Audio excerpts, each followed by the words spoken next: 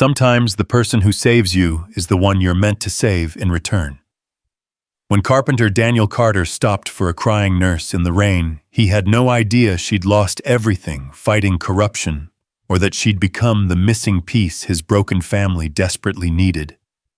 Stay with me until the end of this incredible journey, and comment your city below so I can see how far this story travels across the world.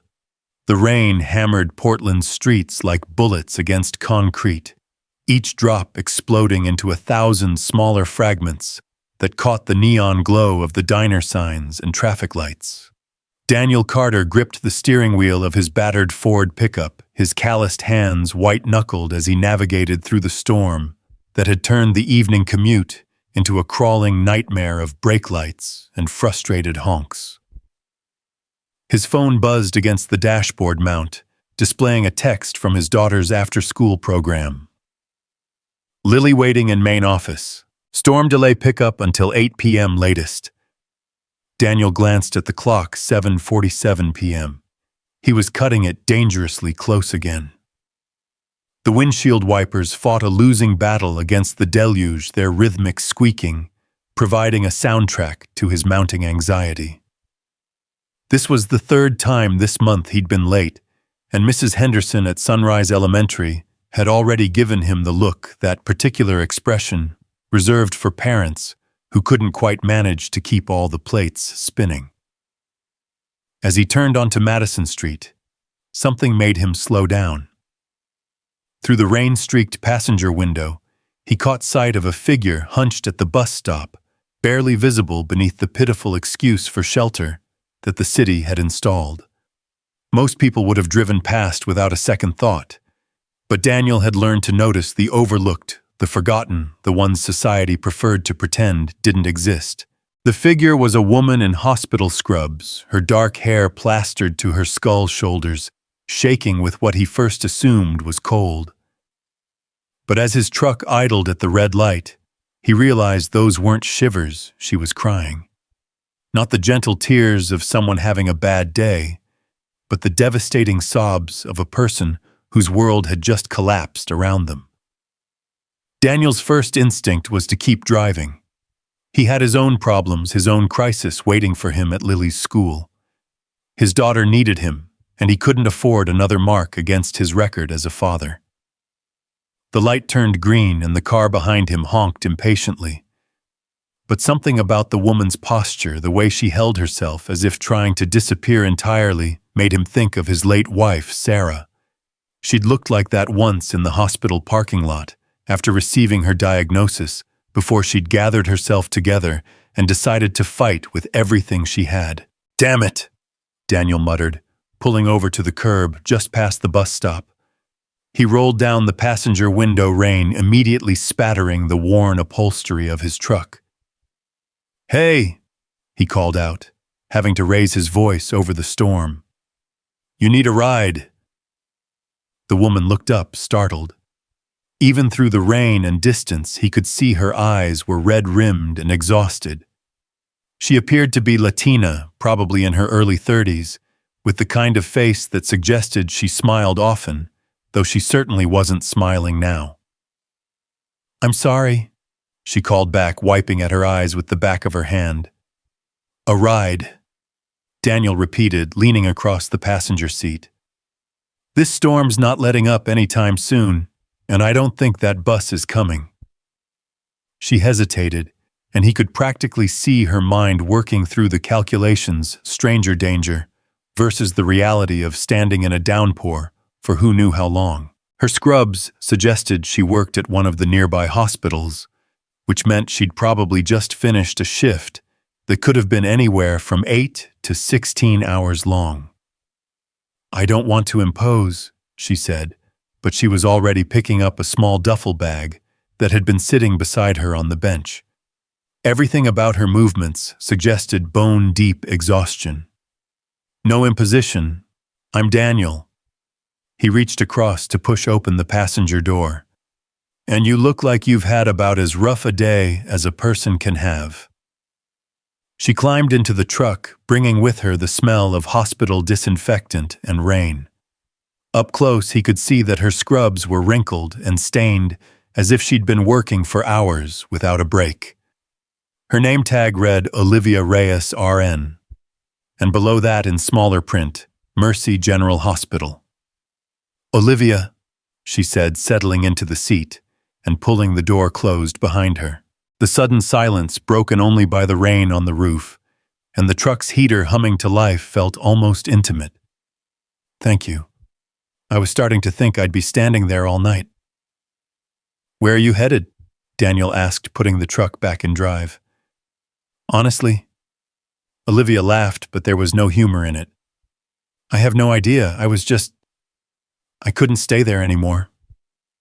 There was a story there, Daniel realized. A big one, judging by the way she said it. But he'd learned not to pry too hard into other people's business.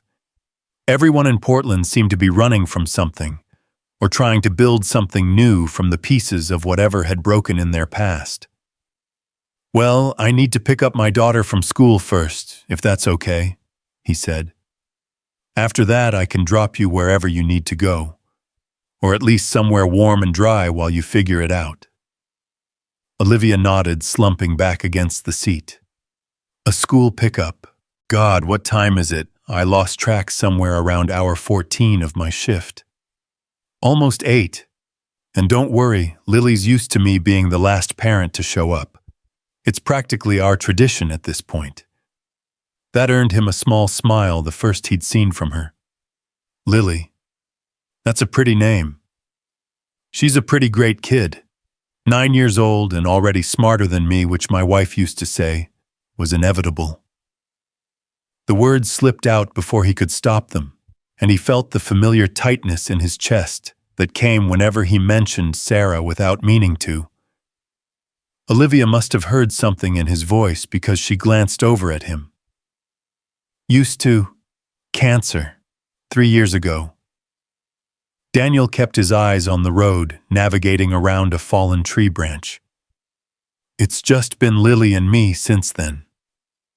"I'm sorry," Olivia said quietly. "That must be... I can't imagine." "You learn to adapt," Daniel replied, though, even as he said it, he knew it was only partially true. Some days he felt like he was barely keeping his head above water, juggling the demands of single parenthood with trying to keep his carpentry business afloat. "What about you, family in Portland?" Olivia was quiet for so long that Daniel thought she might not answer. When she finally spoke, her voice was barely above a whisper. "Not anymore. I had a life back in Boston. Career fiancé, apartment overlooking the harbor. All of it gone." "What happened?"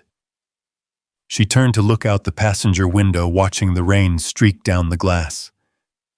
"I did the right thing, and it cost me everything." Before Daniel could ask what she meant, they pulled into the parking lot of Sunrise Elementary. The lot was nearly empty except for a few cars belonging to the aftercare staff, and one frustrated-looking parent arguing with someone on their phone near the front entrance. "I'll just be a minute," Daniel said, but Olivia was already unbuckling her seatbelt. "Mind if I come in? I could use a bathroom, and honestly, sitting in a warm building sounds like heaven right now." The elementary school lobby was one of those aggressively cheerful spaces designed to make children feel welcome and parents feel like their tax dollars were being well spent. Bright yellow walls were covered with student artwork and motivational posters featuring cartoon animals encouraging kids to reach for the stars and be your best self. Mrs. Henderson emerged from the main office with Lily in tow before Daniel had even finished signing the late pickup sheet. His daughter was a miniature version of her mother. Dark blonde hair that refused to stay in any style for more than an hour, bright blue eyes that missed nothing, and a smile that could charm the grumpiest grocery store clerk. "Daddy." Lily launched herself at him with the enthusiasm of someone who'd been waiting for hours, even though it had only been 20 minutes past the usual pickup time. "Hey, Bug," Daniel said, catching her in a hug that lifted her feet off the ground. "Sorry I'm late. This storm turned traffic into a parking lot. It's okay. Mrs. Henderson let me help organize the supply closet, and I found 3 erasers and a stapler that someone lost behind the art supplies. Lily's attention shifted to Olivia, who was standing slightly apart, looking uncertain. Hi. Are you a doctor? You're wearing doctor clothes. Nurse, Olivia corrected with a smile that transformed her entire face. I work at the hospital. I'm Olivia. I'm Lily, and I'm 9, and I want to be a veterinarian when I grow up, because animals are better than most people. She delivered this announcement with the matter-of-fact confidence that only children possessed. Are you friends with my dad? Daniel felt heat creep up his neck. Lily, remember what we talked about, personal questions. It's okay, Olivia said, crouching down to Lily's eye level. Your dad gave me a ride because my car broke down in the rain. He's very nice. He is nice, Lily agreed solemnly. Sometimes he burns dinner, but he always reads me 2 stories at bedtime, even when he's really tired. Lily, Daniel warned, but he was smiling despite himself. Mrs. Henderson cleared her throat pointedly. She was a woman in her 60s who'd been teaching for longer than Daniel had been alive, and she had the particular superpower of being able to make grown adults feel like scolded children with just a look. Mr. Carter, I do need to remind you that our late pickup policy— I know, Mrs. Henderson. I'm working on the schedule issue. It won't happen again. The lie came easily, even though they both knew his work didn't exactly operate on a predictable timeline. Construction jobs ran long, clients changed their minds at the last minute, and sometimes the difference between making rent and coming up short was finishing a project the same day rather than pushing it to tomorrow. Daddy builds things, Lily announced to Olivia as they walked back toward the truck. He made me a tree house with a rope ladder and a secret compartment for my journal. And he's making Mrs. Rodriguez a new porch because her old one was rotting. That sounds very impressive, Olivia said, glancing at Daniel with new interest. What kind of things do you build? Whatever people need. Daniel replied, opening the truck door for Lily to climb into the back seat. Custom furniture, home repairs, additions. Nothing too glamorous, but it pays the bills. Mostly, Lily added helpfully. Sometimes we eat a lot of mac and cheese in 1 week because the bills are being stubborn. Lily. What? It's true. And you always say honesty is important. Olivia climbed back into the passenger seat, buckling her seatbelt as Daniel started the engine. The rain had intensified while they were inside, and the parking lot was starting to flood in the low spots. So where can I take you? Daniel asked as they pulled out onto the street. Hotel friend's family. Olivia was quiet for a moment, staring out at the storm. There's a motel on Burnside that looks affordable. The Sunset something. Daniel knew the place she meant. It was the kind of establishment that rented rooms by the week and didn't ask too many questions about why someone might need to disappear for a while. Not dangerous exactly, but not somewhere he'd want to stay if he had any other options. You know what? He heard himself saying before his brain could catch up. Why don't you come have dinner with us? No, nothing fancy, just something warm while you figure out your next move. This storm's supposed to get worse before it gets better. Lily bounced in her seat. Yes. Please come to dinner. Daddy makes really good grilled cheese and we have hot chocolate with the little marshmallows. Olivia looked between Daniel and Lily, something unreadable crossing her face. I don't want to impose on your family time. You've already done more than enough. It's not imposing if we're inviting you, Lily said with 9-year-old logic. Right, Daddy? Daniel caught Olivia's eyes in the rearview mirror. There was something fragile there, something that reminded him of the way stray cats looked when you offered them food, wanting desperately to trust, but ready to bolt at the first sign of danger. Right, he said. Besides, it's not exactly fine dining. But it's warm and dry, and you look like you could use both. The drive to Daniel's house took them through some of Portland's older neighborhoods, where craftsman bungalows sat shoulder to shoulder with modest ranch houses, their front yards full of the kind of overgrown gardens that suggested either careful planning or benign neglect. Daniel's place was a 1920s craftsman that he'd been slowly renovating for the past 5 years, doing most of the work himself in whatever spare time he could find between jobs and parenting. "This is it," he said, pulling into a narrow driveway beside a house that managed to look both well-maintained and perpetually unfinished. The front porch had been recently rebuilt, the wood still showing the pale color of fresh lumber, but the exterior paint was fading and the rain gutters had a distinctly temporary appearance. "It's beautiful," Olivia said, and she sounded like she meant it. "It's a work in progress," Daniel replied. "The previous owners had interesting ideas about home improvement. I'm still undoing some of their more creative choices." The interior of the house was warm and lived in, the kind of space that had been shaped by the daily routines of a small family. The living room was dominated by a large sectional sofa that had clearly been chosen for comfort, over style, and every available surface displayed evidence of Lily's various interests: art supplies, library books, a half-finished puzzle featuring dolphins. "Make yourself at home," Daniel said, hanging his jacket on a hook by the door.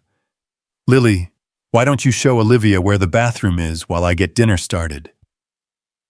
As Lily led Olivia down the hallway, chattering about the framed photos that lined the walls, Daniel found himself in the kitchen staring at the contents of his refrigerator and wondering what the hell he'd been thinking. He had sandwich fixings, leftover Chinese takeout that was probably past its prime, and the ingredients for Lily's favorite meal: grilled cheese and tomato soup from a can.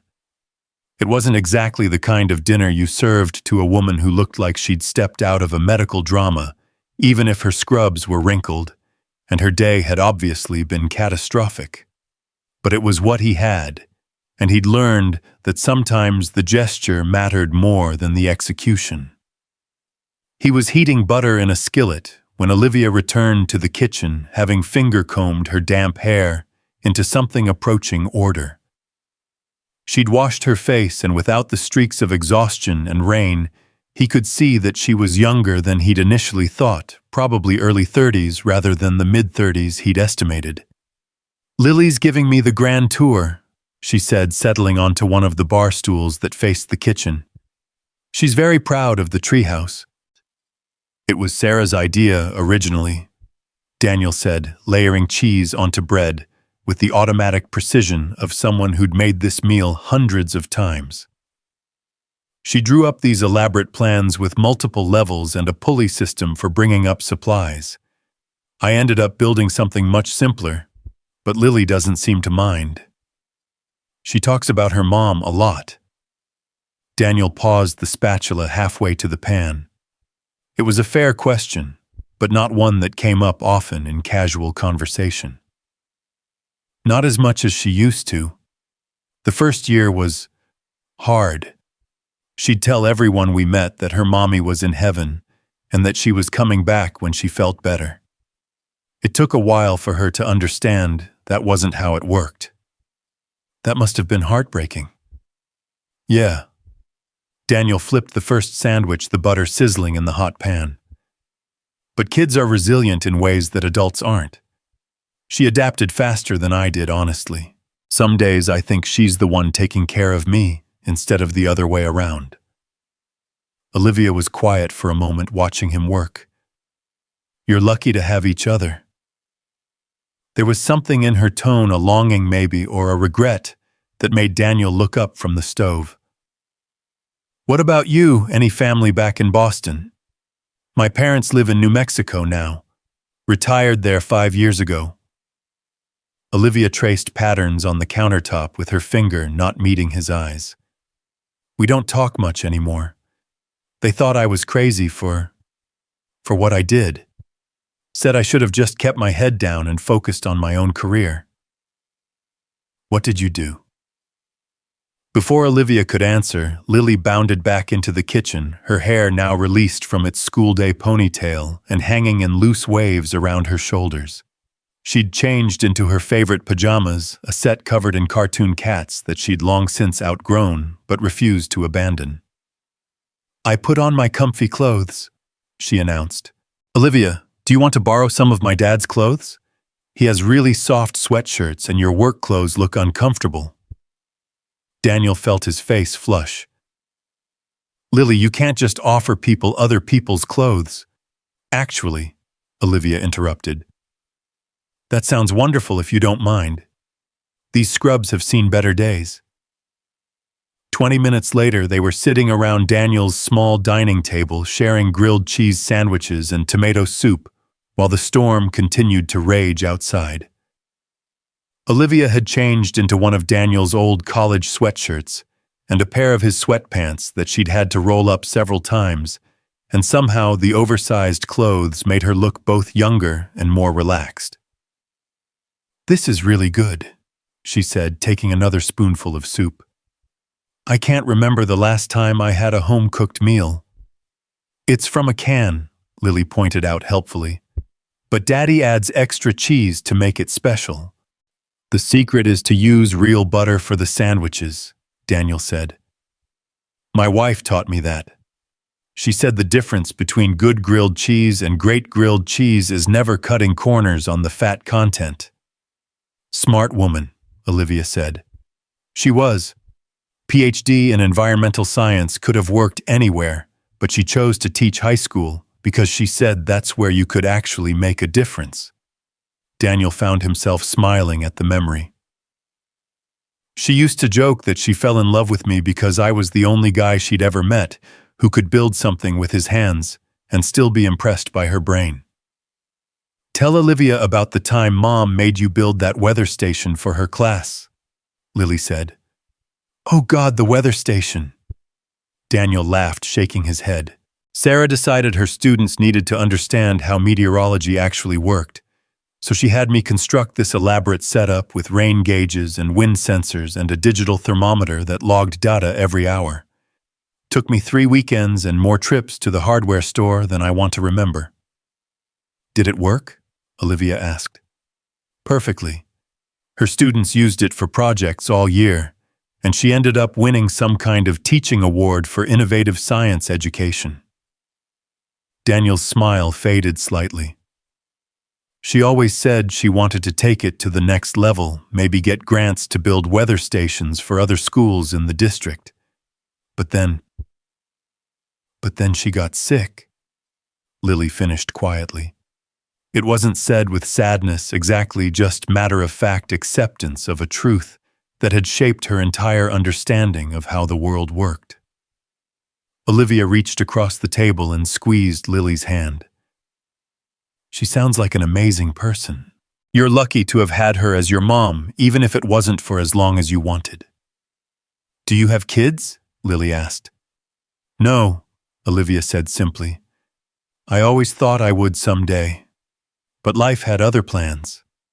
What kind of other plans? Daniel was about to redirect Lily's questions when Olivia answered. Well, I was supposed to get married last month. To a doctor I'd been with for 3 years. We had this whole life planned out, big wedding house in the suburbs, kids in a few years. But then I found out about some things happening at the hospital, where we worked bad things that were hurting patients, and I had to report it. Like being a whistleblower? Lily asked, her eyes wide. Exactly like that. And my fiancé thought I should have just kept quiet, that it wasn't my responsibility to fix everyone else's problems. Olivia's voice was steady, but Daniel could see the pain behind her calm expression. When I wouldn't back down, he said he couldn't marry someone who would choose strangers over their own family. So he left, and the hospital found a way to fire me. And suddenly I didn't have a career or a relationship or a place to live. That's terrible, Lily said, with the righteous indignation that only children could muster. He sounds like a jerk. Lily, Daniel warned, but Olivia was smiling. You know what he kind of was. But I'm starting to think that maybe I'm better off finding that out before the wedding instead of after. So you came to Portland to start over? Daniel asked. I came to Portland because I had a job offer here. Or I thought I did. Mercy General said they needed experienced nurses, and that my situation in Boston wouldn't be a problem. But when I showed up today, they'd changed their minds. Apparently, my reputation preceded me. But that's not fair, Lily protested. You were helping people. Life isn't always fair, sweetheart, Olivia said gently. Sometimes doing the right thing costs more than you expect to pay. They finished dinner in comfortable silence, punctuated by Lily's occasional observations about the storm or questions about whether Olivia had ever seen anyone famous in the hospital.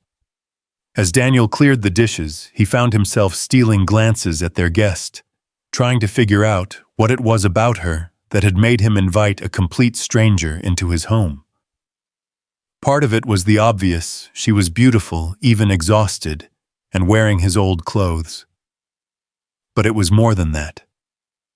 There was something about the way she listened to Lily, really listened, treating a 9-year-old's questions with the same respect she'd give an adult. And the way she'd talked about doing the right thing, even when it cost her everything, reminded him of Sarah's unwavering moral compass. Can we show Olivia the treehouse? Lily asked as Daniel loaded the dishwasher. Bug, it's pouring rain outside and it's past your bedtime. But she might not be here tomorrow.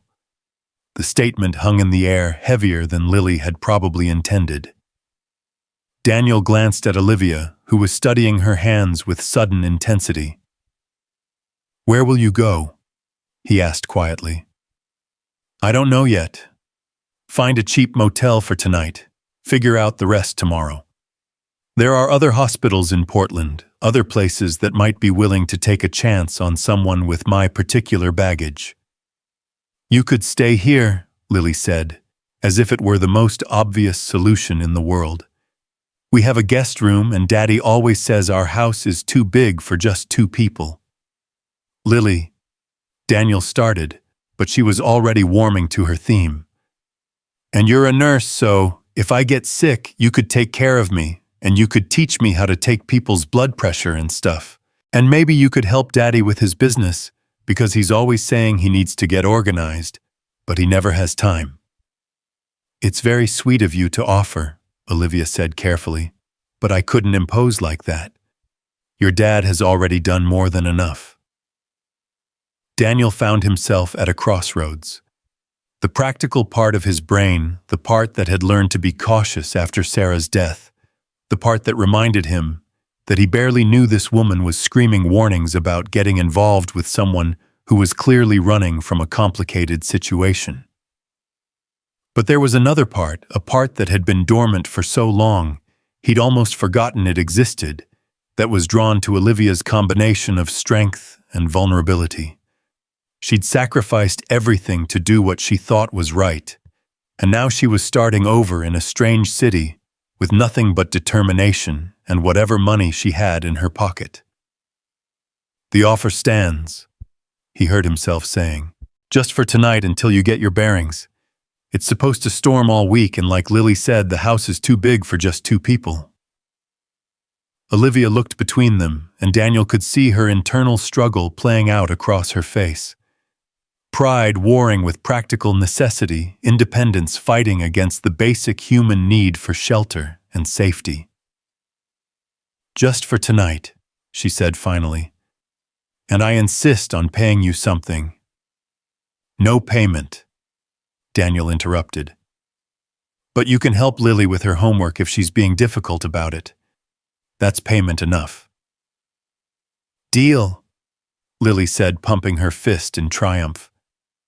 Can we watch a movie? It's Friday, so I'm allowed to stay up late. An hour later, they were settled in the living room, Lily curled between Daniel and Olivia on the sectional sofa, watching an animated movie about a fish who gets separated from his family. The storm continued outside, occasionally rattling the windows, but inside the house felt warm and safe and oddly complete. Daniel found himself acutely aware of Olivia's presence beside him, the way she laughed at the movie's jokes, the gentle way she corrected Lily's posture when she slumped too far sideways, the unconscious way she tucked her feet under herself, like someone who was finally allowing herself to relax. When the credits rolled, Lily was asleep against Olivia's shoulder, her breathing deep and even. "I should put her to bed," Daniel whispered carefully, extracting his daughter from the couch. "I'll clean up the kitchen," Olivia offered. "You don't have to." "I want to. It's the least I can do." Daniel carried Lily upstairs, going through the familiar bedtime routine of getting her into bed and making sure her nightlight was plugged in and her stuffed elephant was within reach. When he came back downstairs, he found Olivia in the kitchen washing the dinner dishes by hand, despite the fact that they were already in the dishwasher. "You really don't have to do that," he said. "I like washing dishes," she replied without turning around. "It's meditative, gives you time to think." "What are you thinking about?" Olivia was quiet for a long moment, her hands stilling in the soapy water. "About how strange life is. This morning I woke up thinking I was starting a new chapter, and by tonight I was sitting at a bus stop in the rain, wondering if I'd made the biggest mistake of my life. And now I'm in a stranger's kitchen wearing his clothes, and for the first time in months I feel safe. It's surreal." Daniel moved to stand beside her at the sink, taking the dish towel to dry the plates she'd washed. "For what it's worth, I don't think you made a mistake. Standing up for what's right is never a mistake, even when it costs you everything." Sarah would have said the same thing, wouldn't she? Probably. She was always rescuing stray cats and donating to causes we couldn't afford to support. Drove me crazy sometimes, but it was one of the things I loved most about her. They worked in comfortable silence for a few minutes, falling into an easy rhythm of washing and drying.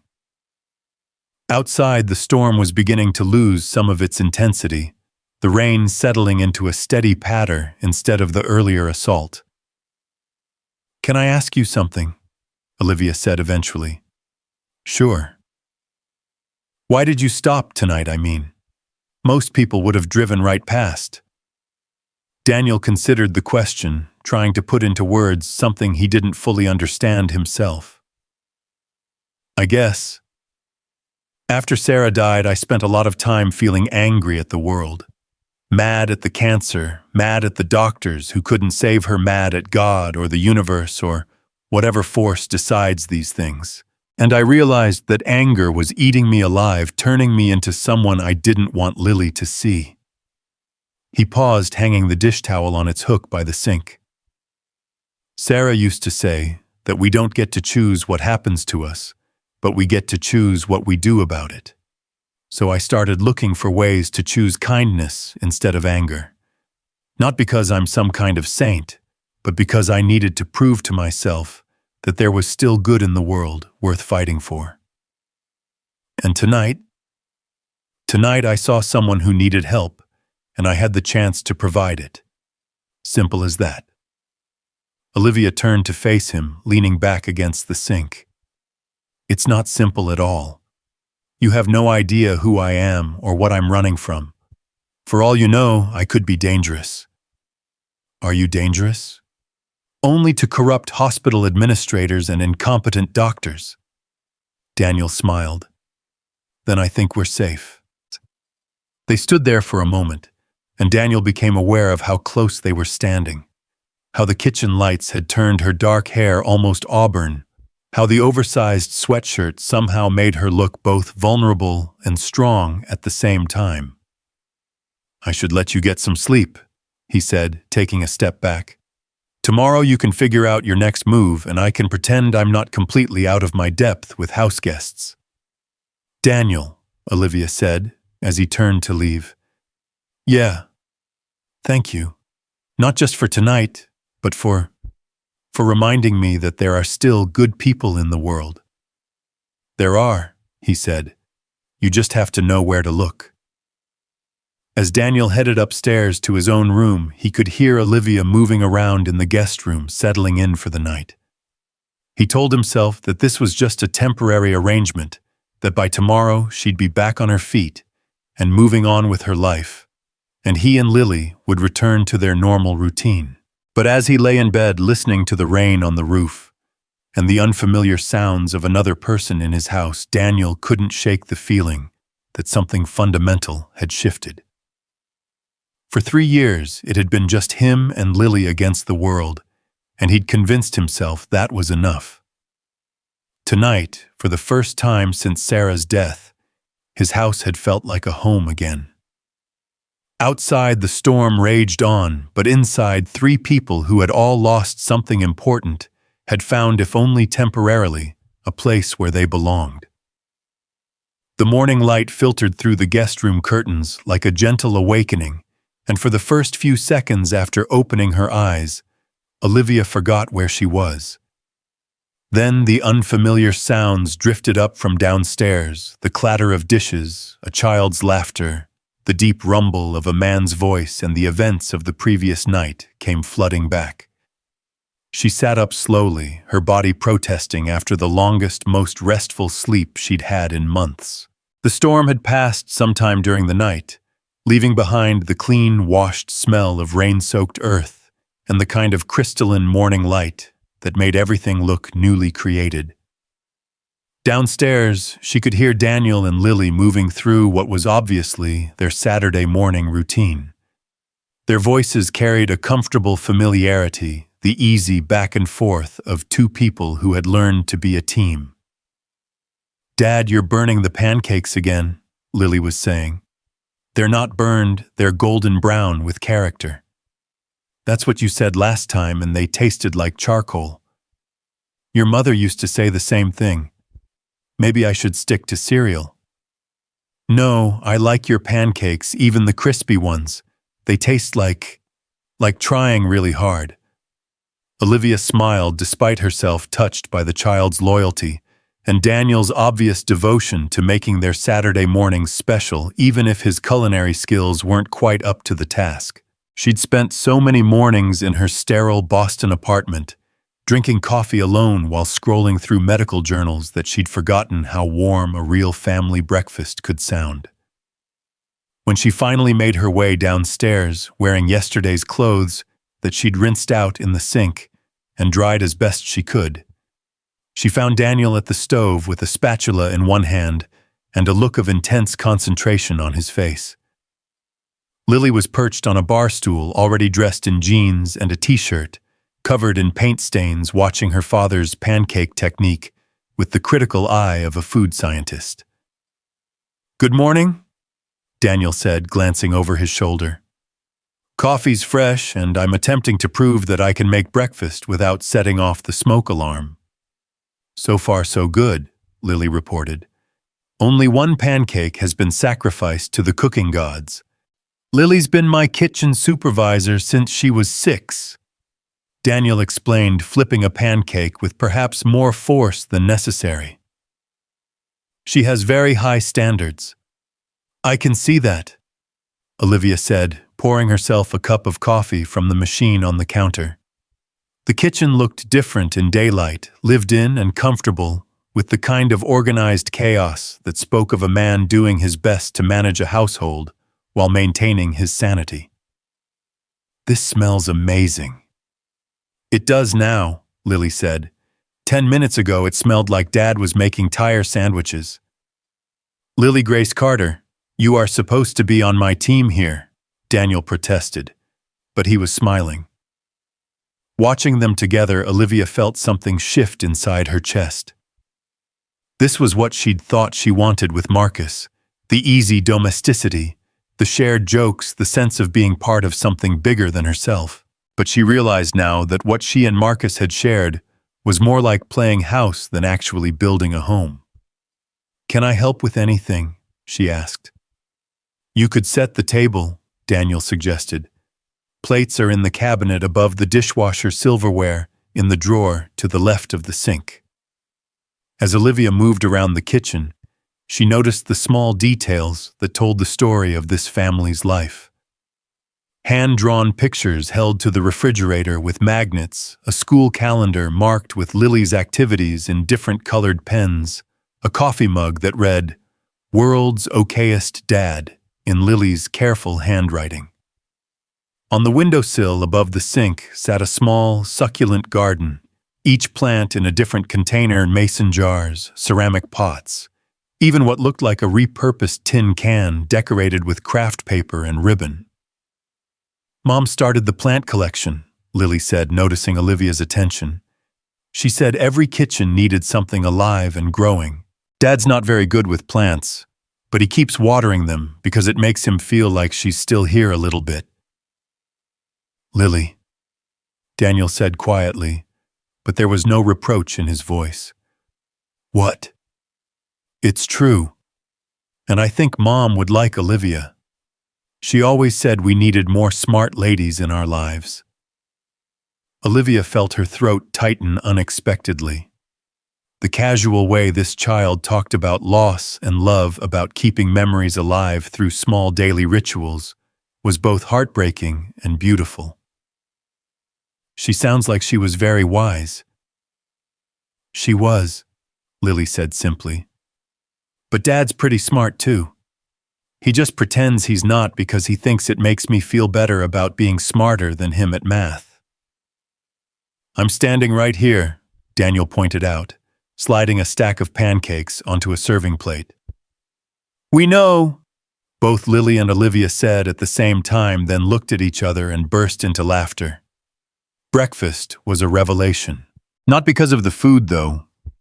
Daniel's pancakes were actually quite good, despite his self-deprecating commentary, but because of the easy warmth that filled the space between them. Lily chattered about her plans for the weekend, which included a friend's birthday party and a trip to the library to research a school project about marine mammals. "Did you know that whales can hold their breath for up to 90 minutes?" Lily asked Olivia between bites of pancake. "And they have to remember to breathe consciously, not like us, where it's automatic." "That's fascinating," Olivia replied, and meant it. "Are you thinking about being a marine biologist instead of a veterinarian?" "Maybe both. Or maybe I'll be a doctor like you were going to be, except I'll specialize in animals instead of people. People are more complicated." Daniel choked slightly on his coffee.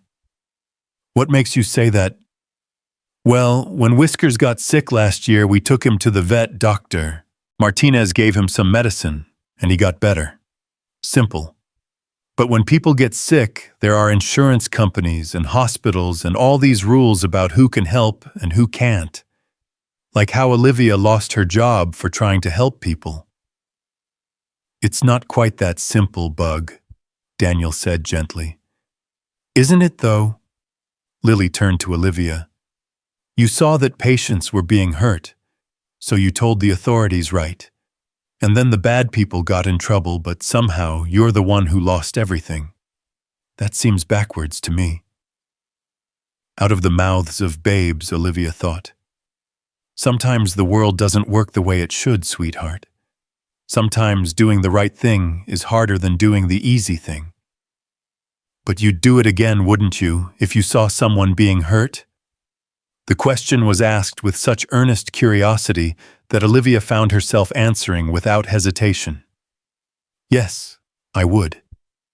"Good," Lily said, as if that settled everything. "Dad always says that's how you know if someone's really good. They keep doing the right thing even when it's hard." Daniel met Olivia's eyes across the table, and she saw something there that made her pulse quicken. Respect, maybe. Or recognition. The look of someone who understood what it meant to choose principle over convenience.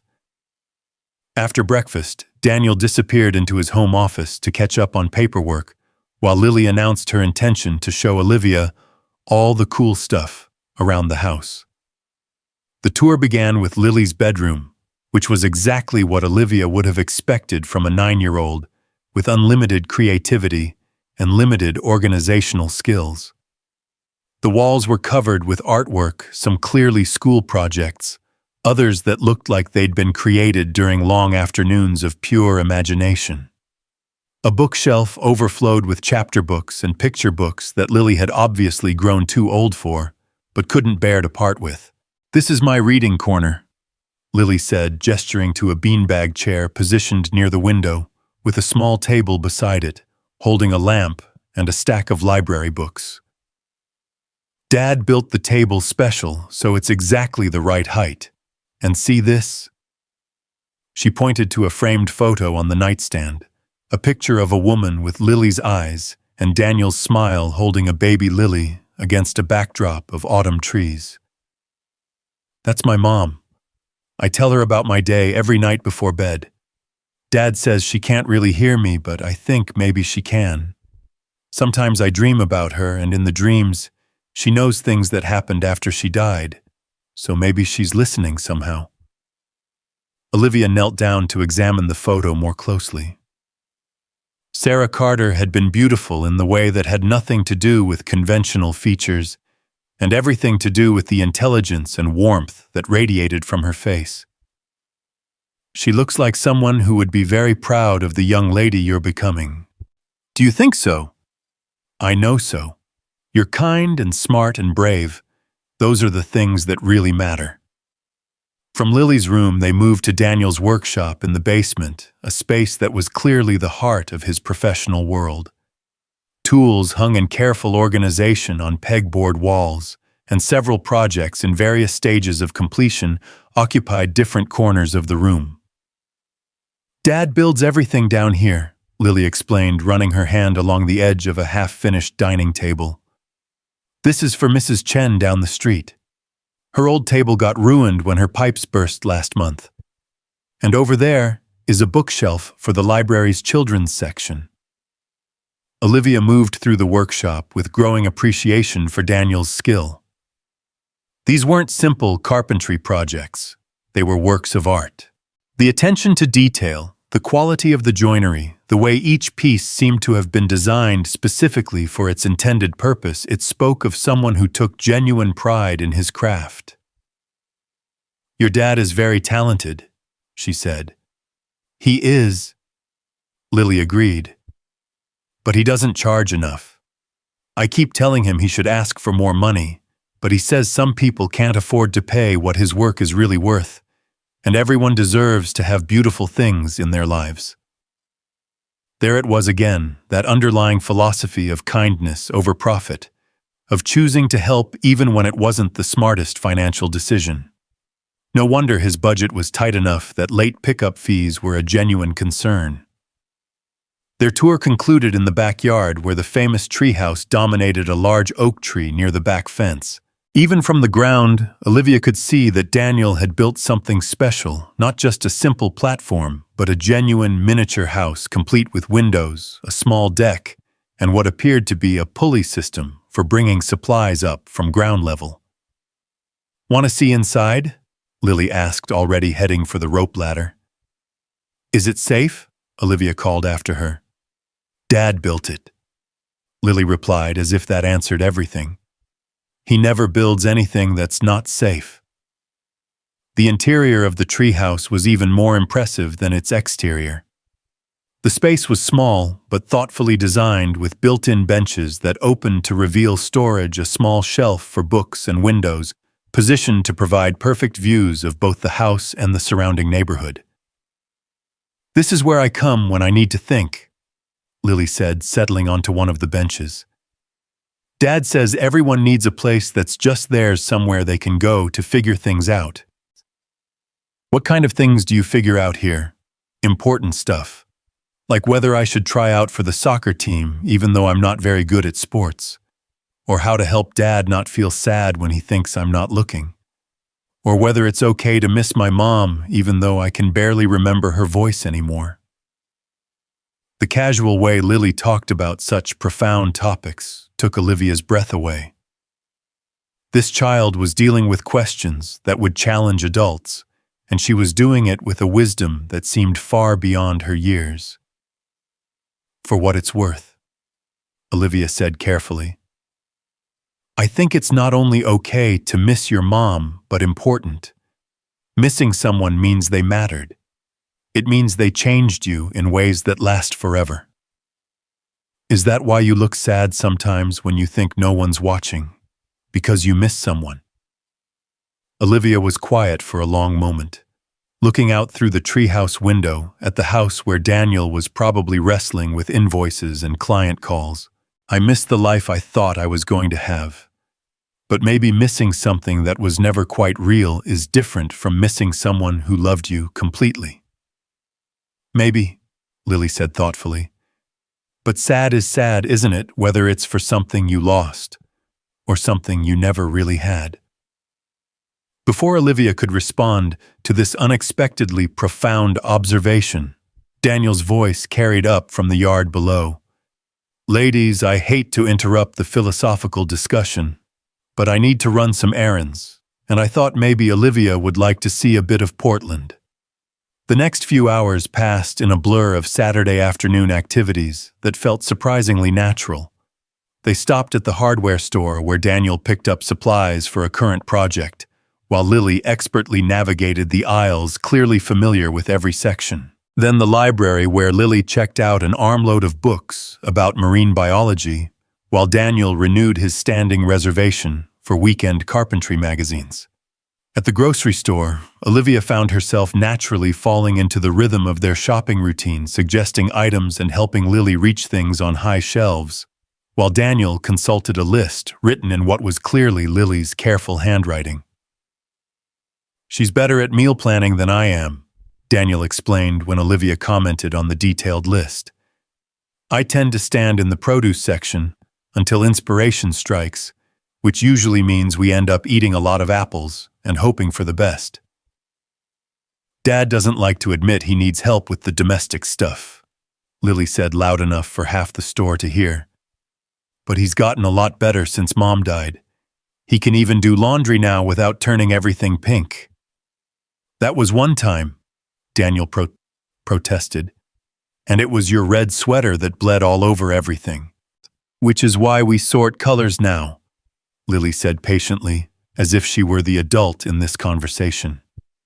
It's called learning from experience. Watching them together, Olivia was struck by how much like a partnership their relationship had become. Daniel obviously had the final say on important decisions, but he listened to Lily's input with genuine respect, and she responded by taking real responsibility for their household's success. It was while they were standing in the checkout line that Olivia's phone rang. The number was unfamiliar, but something made her answer. Is this Olivia Reyes? The voice was professional female with the particular cadence that suggested medical training. Yes, this is Olivia. This is Dr. Patricia Huang from Portland Children's Hospital. I understand you might be looking for nursing opportunities in the Portland area. Olivia's heart rate spiked. Yes, I am. Though I should mention that there were some complications with my departure from my previous position. Ms. Reyes, I'm well aware of what happened in Boston. In fact, that's exactly why I'm calling. We need nurses who aren't afraid to advocate for their patients even when it's difficult. Would you be available to come in Monday morning for an interview? The conversation lasted only a few more minutes, but by the time Olivia hung up, she felt as if the world had shifted on its axis. A real job interview. At a children's hospital, no less, which meant working with patients who needed advocates more than anyone. Good news? Daniel asked, noting her expression. Maybe. A job interview, Monday morning. That's fantastic, he said, and the genuine pleasure in his voice surprised her. Most men she'd known would have been thinking about how this development would affect them, but Daniel seemed genuinely happy for her success. What kind of job? Lily asked. Nursing. At a children's hospital. Perfect, Lily announced. You'll be great at taking care of kids. You're really good at listening, and kids can tell when adults are actually paying attention instead of just pretending. That evening, after a dinner of spaghetti and meatballs that Daniel had somehow managed without burning anything, they settled into what was obviously the family's standard Saturday night routine. Daniel built a fire in the living room fireplace while Lily chose a movie from their collection, and they all settled onto the couch with bowls of popcorn and cups of hot chocolate. But as the opening credits rolled, Olivia found herself thinking about Monday morning and what it would mean. A job interview meant the possibility of staying in Portland, of building a new life here. But it also meant that this strange, wonderful interlude with Daniel and Lily would come to an end.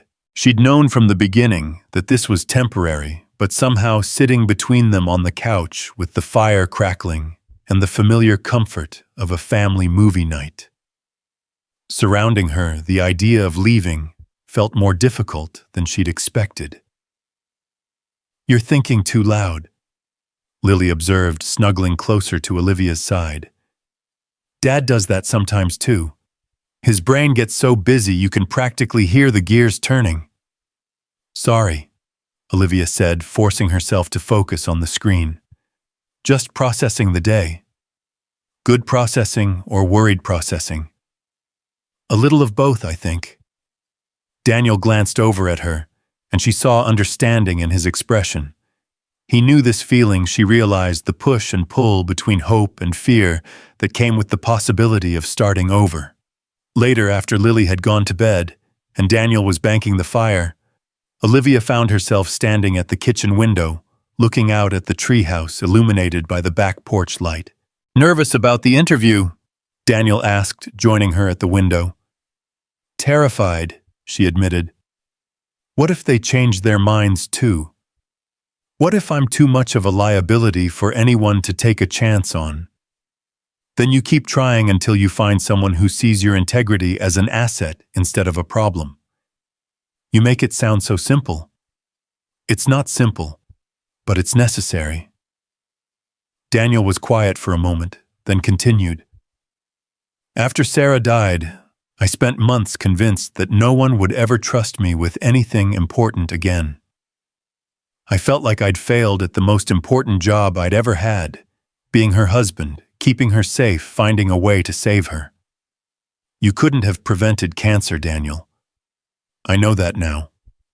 But at the time I felt like a failure at everything. I was sure I'd mess up raising Lily, that I'd never be able to provide for her the way Sarah would have, that everyone could see I was just pretending to know what I was doing. What changed? Mrs. Rodriguez hired me to build her new front steps. It was my first job after everything. And when I finished, she told me it was the most beautiful work she'd ever seen. She said I'd given her something that would last for decades, something her grandchildren would play on long after she was gone. Daniel turned to face her fully.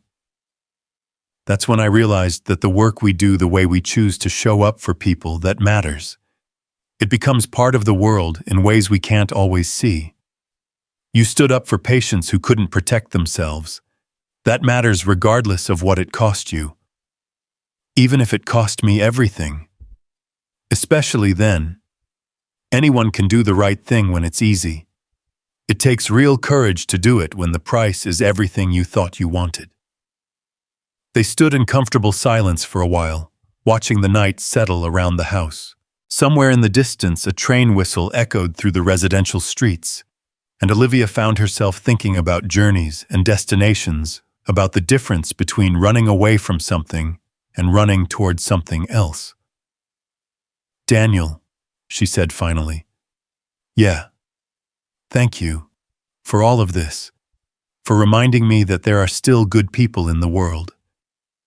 Thank you for reminding me that our house is too big for just two people." The words hung between them, loaded with possibility and uncertainty.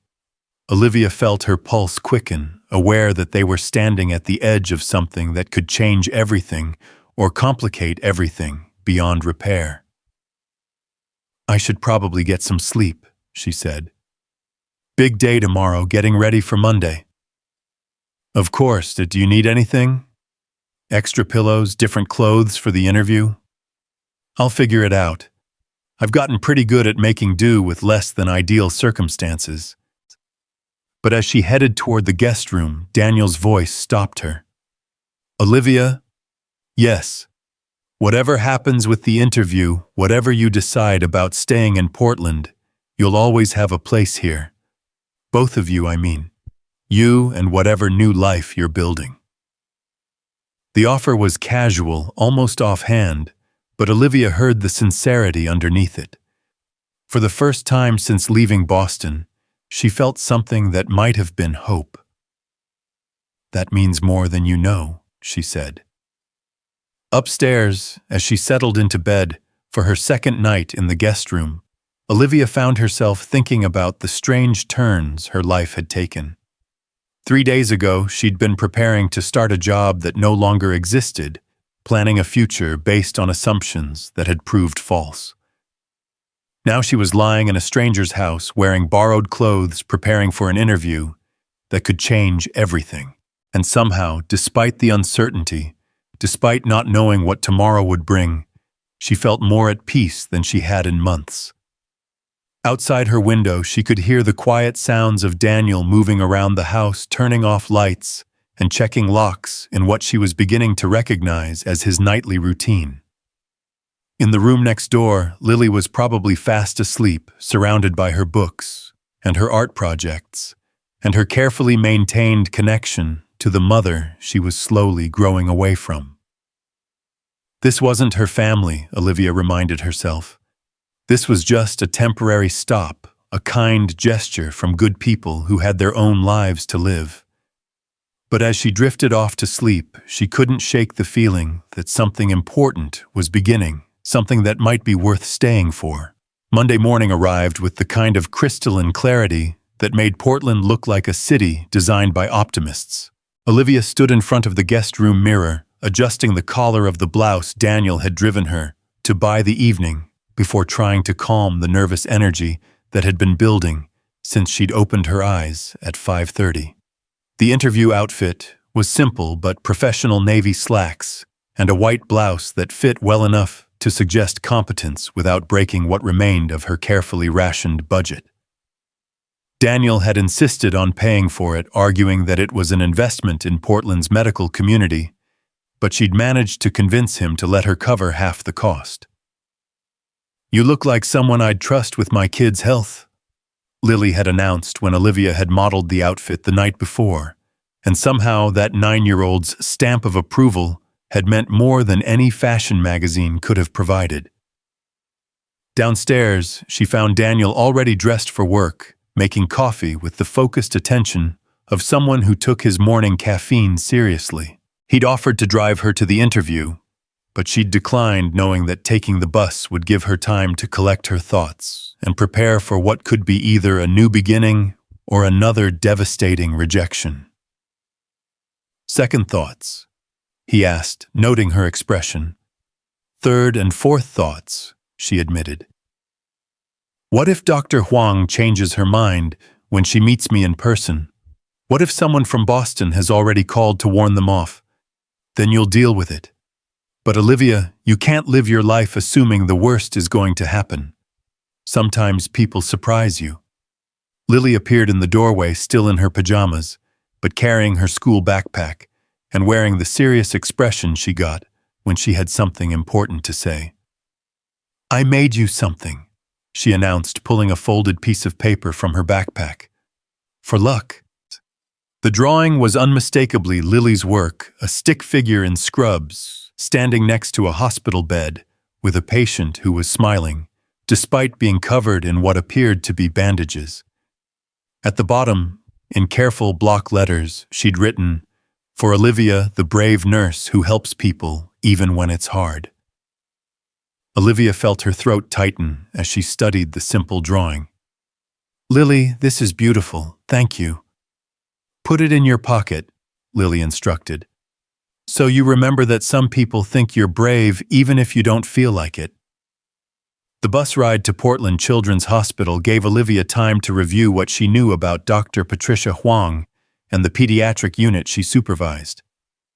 She'd spent the previous evening researching online learning, that Dr. Huang had a reputation for innovative patient care and had been involved in several initiatives to improve pediatric outcomes in underserved communities. More importantly, Huang had been quoted in a medical journal article about the importance of nurses who were willing to advocate for their patients even when it meant challenging hospital protocols or questioning physician decisions. It was the kind of statement that suggested someone who might value integrity over institutional politics. The hospital itself was everything Olivia had hoped for, bright, welcoming, designed with children in mind. The walls were covered with colorful murals, and the lobby featured a play area where families could wait without feeling like they were trapped in a medical facility. Staff members moved through the space with the kind of purposeful energy that suggested an organization that took its mission seriously. Dr. Huang's office was on the 3rd floor, and Olivia arrived exactly 10 minutes early, as her nursing school instructors had drilled into her years ago. The receptionist, a middle-aged woman with kind eyes and scrubs, covered in cartoon dinosaurs, smiled warmly when Olivia introduced herself. "Dr. Huang is just finishing up a patient consultation," she said. "She should be ready for you in just a few minutes. Can I get you some water or coffee?" "Water would be great, thank you." As Olivia waited, she found herself thinking about the drawing folded in her pocket and the conversation with Daniel that morning. He was right about not assuming the worst, but it was hard to break the habit of bracing for disappointment, when disappointment had become such a consistent theme in her recent life. "Ms. Reyes." Dr. Huang appeared in the doorway of her office, and Olivia's first impression was of someone who radiated both competence and warmth. She was probably in her 40s with graying hair pulled back in a practical ponytail, and the kind of direct gaze that suggested someone who had learned to read people quickly and accurately. "Thank you for coming in," Dr. Huang said, leading Olivia into an office that managed to feel both professional and personal. Family photos shared space with medical journals, and a small collection of handmade thank you cards from young patients was prominently displayed on a bookshelf. "I have to admit," Dr. Huang continued, settling behind her desk, "when I first heard about what happened in Boston, my initial reaction was that we should probably stay away from any potential controversy. But then I did some research into the specifics of your situation, and I realized we'd be foolish not to at least have this conversation." Olivia felt her pulse quicken. This was it, the moment where she'd find out whether her reputation would define her future, or whether someone was willing to look beyond the surface story to understand what had really happened. "I assume you know the basics of what happened," Olivia said carefully. "I know you reported concerns about patient safety and quality of care at Boston Metropolitan. I know that your reports led to a formal investigation that resulted in significant changes to hospital protocols and the dismissal of several staff members. And I know that somehow, in the aftermath of doing exactly what every nurse is trained to do, you ended up losing your job and your fiancé." "That's a fair summary." Dr. Huang leaned back in her chair, studying Olivia with obvious interest. "What I don't know is why you chose to speak up. You had a good position, you were engaged to a doctor with excellent prospects. You had a life that most people would consider quite successful. Why risk all of that?" It was the question Olivia had been asked in various forms by everyone from her former colleagues to her parents to Marcus himself, and every time her answer felt inadequate, as if there should be some more compelling explanation for choosing principle over pragmatism. "Because I became a nurse to help people," she said simply. "And I was watching people get hurt by a system that was prioritizing profits over patient care. I couldn't live with myself if I stayed silent. Even knowing what it would cost you, I didn't know it would cost me everything. I guess I thought that doing the right thing would be protected somehow, that the system would reward integrity instead of punishing it." Dr. Huang nodded slowly. "That's remarkably naive for someone with your level of experience." Yes, it was. It's also exactly the kind of naivete we need more of in healthcare. Dr. Huang's expression softened. Ms. Reyes, I've been working in pediatric medicine for 15 years, and I've seen too many good nurses learn to keep their heads down and their mouths shut because speaking up is dangerous. The result is a system where children, our most vulnerable patients, sometimes don't get the advocacy they deserve. Olivia felt something that might have been hope stirring in her chest. Are you saying... I'm saying that if you're willing to take a position that comes with significantly less prestige and considerably more challenge than what you had in Boston, we'd like to offer you a job. The conversation that followed covered salary lower than what she'd been making, but enough to live on, and scheduling, and the specific responsibilities of the position. Dr. Huang explained that the pediatric unit had been struggling with high turnover among nurses who found the emotional demands of working with sick children too difficult to sustain. It's not easy work, Dr. Huang warned. These kids are dealing with serious illnesses and their families are often scared and frustrated and looking for someone to blame when things don't go perfectly. You'll need to be an advocate for your patients, a counselor for their families, and sometimes a buffer between doctors who are focused on medical outcomes and parents who are focused on their child's immediate comfort. That sounds like exactly what I want to be doing, Olivia said. By the time she left the hospital 2 hours later, she had a job offer, a start date the following Monday, and the kind of giddy relief that comes with realizing that maybe, just maybe, things were going to work out after all. The bus ride back to Daniel's neighborhood gave her time to process what had just happened. She had a job. A real job doing work that mattered in a city that was starting to feel like it might become home. For the first time since leaving Boston, she could envision a future that didn't involve constantly looking over her shoulder or wondering when the next disaster would strike. She found Daniel in his workshop, bent over the dining table he was building for Mrs. Chen, his attention focused on sanding a particularly stubborn joint. The afternoon light streaming through the basement windows caught the concentration in his expression, and Olivia found herself pausing at the bottom of the stairs to watch him work. There was something meditative about the way he moved, the careful attention he paid to each detail, the obvious pride he took in creating something beautiful and functional with his hands. It reminded her of surgery, actually, the same focus, the same commitment to excellence, the same understanding that small mistakes could have significant consequences. "How did it go?" he asked without looking up from his work. "I got the job." That made him set down his sandpaper and turn to face her fully. "That's fantastic. Tell me everything." As she recounted the interview, Daniel listened with the kind of complete attention that she'd learned was characteristic of him. He asked thoughtful questions and offered genuine congratulations. And when she mentioned Dr. Huang's comments about needing nurses who weren't afraid to advocate for their patients, his smile suggested real pride in her accomplishment. "So you're staying in Portland," he said when she finished. "Looks that way, which means I need to find an apartment and figure out transportation and generally stop imposing on your hospitality." "You're not imposing," Daniel said quickly. "You're welcome to stay here as long as you need to get settled."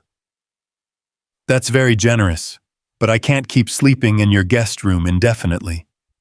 You and Lily have your own routines, your own life. I need to build something independent." Daniel was quiet for a moment, running his fingers along the smooth surface of the table he'd been working on. "What if you didn't have to? What do you mean? What if—" He paused, seeming to choose his words carefully. "What if you stayed not as a guest, but as, I don't know what to call it, a housemate, a part of the family?" Olivia felt her heart rate spike. "Daniel, I know it sounds crazy, I know we barely know each other, but these past few days having you here, it's felt right. Lily adores you, you clearly care about her, and I—" He stopped, shaking his head. "I'm probably completely out of line even suggesting this." "You're not out of line," Olivia said softly. "But it is complicated. Everything worthwhile is complicated." Before Olivia could respond, they heard the front door slam upstairs, followed by Lily's voice calling down to the workshop. "Dad." "Olivia, I have news." They found Lily in the kitchen, still wearing her school backpack and practically vibrating with excitement. "Mrs. Martinez's cat had kittens," she announced. "6 of them, and she said I could have one if it's okay with you." "Dad and I already picked one out. He's orange and white, and he's the smallest one, but he's also the bravest, and Mrs. Martinez said brave cats make the best pets." Daniel looked at Olivia with an expression of mock despair. "And this is why I can never keep up with my daughter's social life. Mrs. Martinez—" "She lives 3 houses down," Lily explained with exaggerated patience. "Her cat is Princess Whiskers, and I've been visiting after school sometimes because Princess Whiskers likes me, and Mrs. Martinez gets lonely since Mr. Martinez died last year. Lily, we've talked about this. Pets are a big responsibility. I know, that's why I made a list." Lily produced a folded piece of paper from her backpack, with the same flourish she'd used for Olivia's good luck drawing. Food, water, litter box, vet visits, toys, and emotional support for when he misses his mom.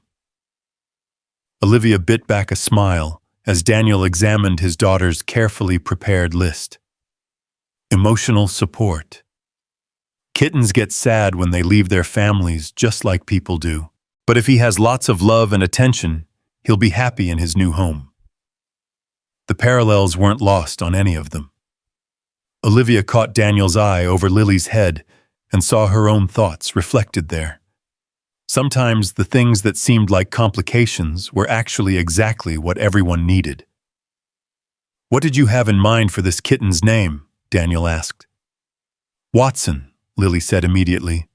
"Like Sherlock Holmes's partner, because he's going to help me solve mysteries and be my assistant for important investigations." "What kind of investigations?" "The usual stuff. Why socks disappear in the laundry, whether Dad actually burns food on purpose because he likes the excitement, important questions like that." Daniel laughed despite himself. "And you think Watson the kitten is going to help with these investigations?" "Cats are very observant," Lily said seriously. "They notice things people miss." That evening, after they'd visited Mrs. Martinez and Lily had been formally introduced to Watson, who was indeed very small and apparently very brave, judging by his willingness to climb all over a 9-year-old. He'd just met. The 3 of them sat around the dinner table discussing the practical implications of pet ownership. "He'll need a vet checkup within the first week," Olivia said, falling naturally into the role of practical advisor. "And kittens require more frequent feeding than adult cats." "How do you know so much about cats?" Lily asked. "I had cats growing up. My family always had at least 2 at any given time." "Did you have to leave them behind when you came to Portland?" The question was innocent enough, but it hit Olivia unexpectedly hard. "I didn't have any pets in Boston. My fiancé was allergic." "That should have been a red flag," Daniel said quietly, and something in his tone made Olivia look up from her plate. "What do you mean?" "Anyone who won't make room in their life for something you care about, that tells you something important about what kind of partner they'll be." The observation hung in the air between them, loaded with implications that went far beyond pet ownership. Olivia thought about Marcus, about the countless small ways he'd expected her to adapt her preferences to his, about how natural it had seemed at the time to reshape herself to fit his vision of what their life together should look like. "You know what's funny?" she said. "I didn't even realize how much I missed having cats until I started thinking about Watson." Maybe that's what happens when you spend too long trying to be someone else's idea of perfect, Daniel said. You forget what you actually want. Later that night, after Lily had gone to bed with a library book about kitten care, and Daniel had disappeared into his workshop to finish the details on Mrs. Chen's table, Olivia found herself back at the kitchen window looking out at the treehouse and thinking about decisions and directions and the strange way life had of presenting opportunities disguised as complications. She had a job now, which meant she could afford her own apartment.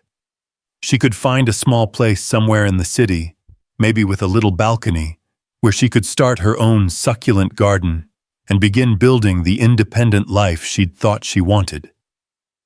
But the conversation with Daniel that afternoon kept replaying in her mind.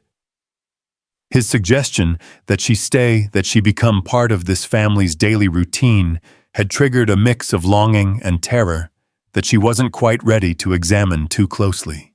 She was still standing at the window when Daniel returned from the workshop, his hands showing traces of sawdust and his hair slightly mussed from running his fingers through it, a habit she'd noticed he had when he was concentrating on a particularly challenging problem. "Penny for your thoughts," he said, moving to stand beside her. "I was thinking about what you said earlier, about staying. And I'm scared," she admitted. "Not of you or Lily, but of wanting something this much. The last time I thought I knew what I wanted, it fell apart spectacularly." Daniel was quiet for a moment, considering her words. What if it didn't fall apart? What if it just wasn't the right thing, and everything that happened was just life's way of pointing you towards something better? You make it sound like the universe has a plan. Maybe it does. Or maybe we make our own plans, and sometimes we're smart enough to recognize when we stumble across something worth changing course for. Olivia turned to face him fully, noting the way the kitchen light caught the flecks of gold in his brown eyes, the way his presence seemed to fill the space between them with possibility. "This is moving very fast," she said. "It doesn't have to. We can take it as slow as you want. You could stay in the guest room, keep your own space, see how it feels to be part of our routine without making any permanent commitments. And if it doesn't work out, then we'll figure something else out. But Olivia, I haven't felt this sure about anything since Sarah died. Having you here watching you with Lily, seeing how naturally you fit into our lives, it feels like the missing piece I didn't even know we were looking for." The honesty in his voice was almost overwhelming. This wasn't a casual invitation or a temporary convenience. This was Daniel Carter, single father and master craftsman, opening his life and his heart to include her in a way that felt both terrifying and inevitable. "What would Lily think?" she asked. "Why don't we ask her?" The next morning, over breakfast pancakes that Daniel managed not to burn, they presented the idea to Lily with the kind of careful diplomacy usually reserved for international negotiations. "So Olivia might stay with us for a while longer," Daniel began, "while she gets settled in her new job and figures out where she wants to live long-term." Lily looked back and forth between them with the sharp-eyed assessment of someone who had learned to read adult subtext at an early age. "Is this like when Mrs. Patterson's daughter came to stay temporarily and ended up living there for 2 years?" she asked. "It might be," Olivia said carefully. "Would that be okay with you?" "Are you kidding? It would be amazing. You could help me take care of Watson and teach me medical stuff, and maybe Dad would stop burning dinner because he'd be trying to impress you." "I don't burn dinner to impress anyone," Daniel protested. "I burn dinner because cooking is harder than it looks." "Sure, Dad," Lily said, with the kind of patient tone usually reserved for the elderly or confused. "Can Olivia have the guest room forever? Or would she want to redecorate it to make it more hers?" "Lily," Daniel warned, "we're talking about a temporary arrangement while Olivia gets settled." "Right," Lily said, but her grin suggested she saw right through the careful language to the hope underneath. Temporary, got it. That afternoon, while Daniel took Lily to pick up Watson and all the necessary kitten supplies, Olivia found herself alone in the house for the first time since that rain-soaked night when she'd first climbed into Daniel's truck. She walked through the rooms, slowly seeing them with new eyes. The living room where they'd shared movies and conversation. The kitchen where she'd helped prepare meals and washed dishes while learning about this family's history and hopes. The guest room that had become her sanctuary, the first place she'd felt safe since leaving Boston. In Lily's room, she paused to look at the drawing that had started it all, the stick-figure nurse caring for her patient, despite the obstacles.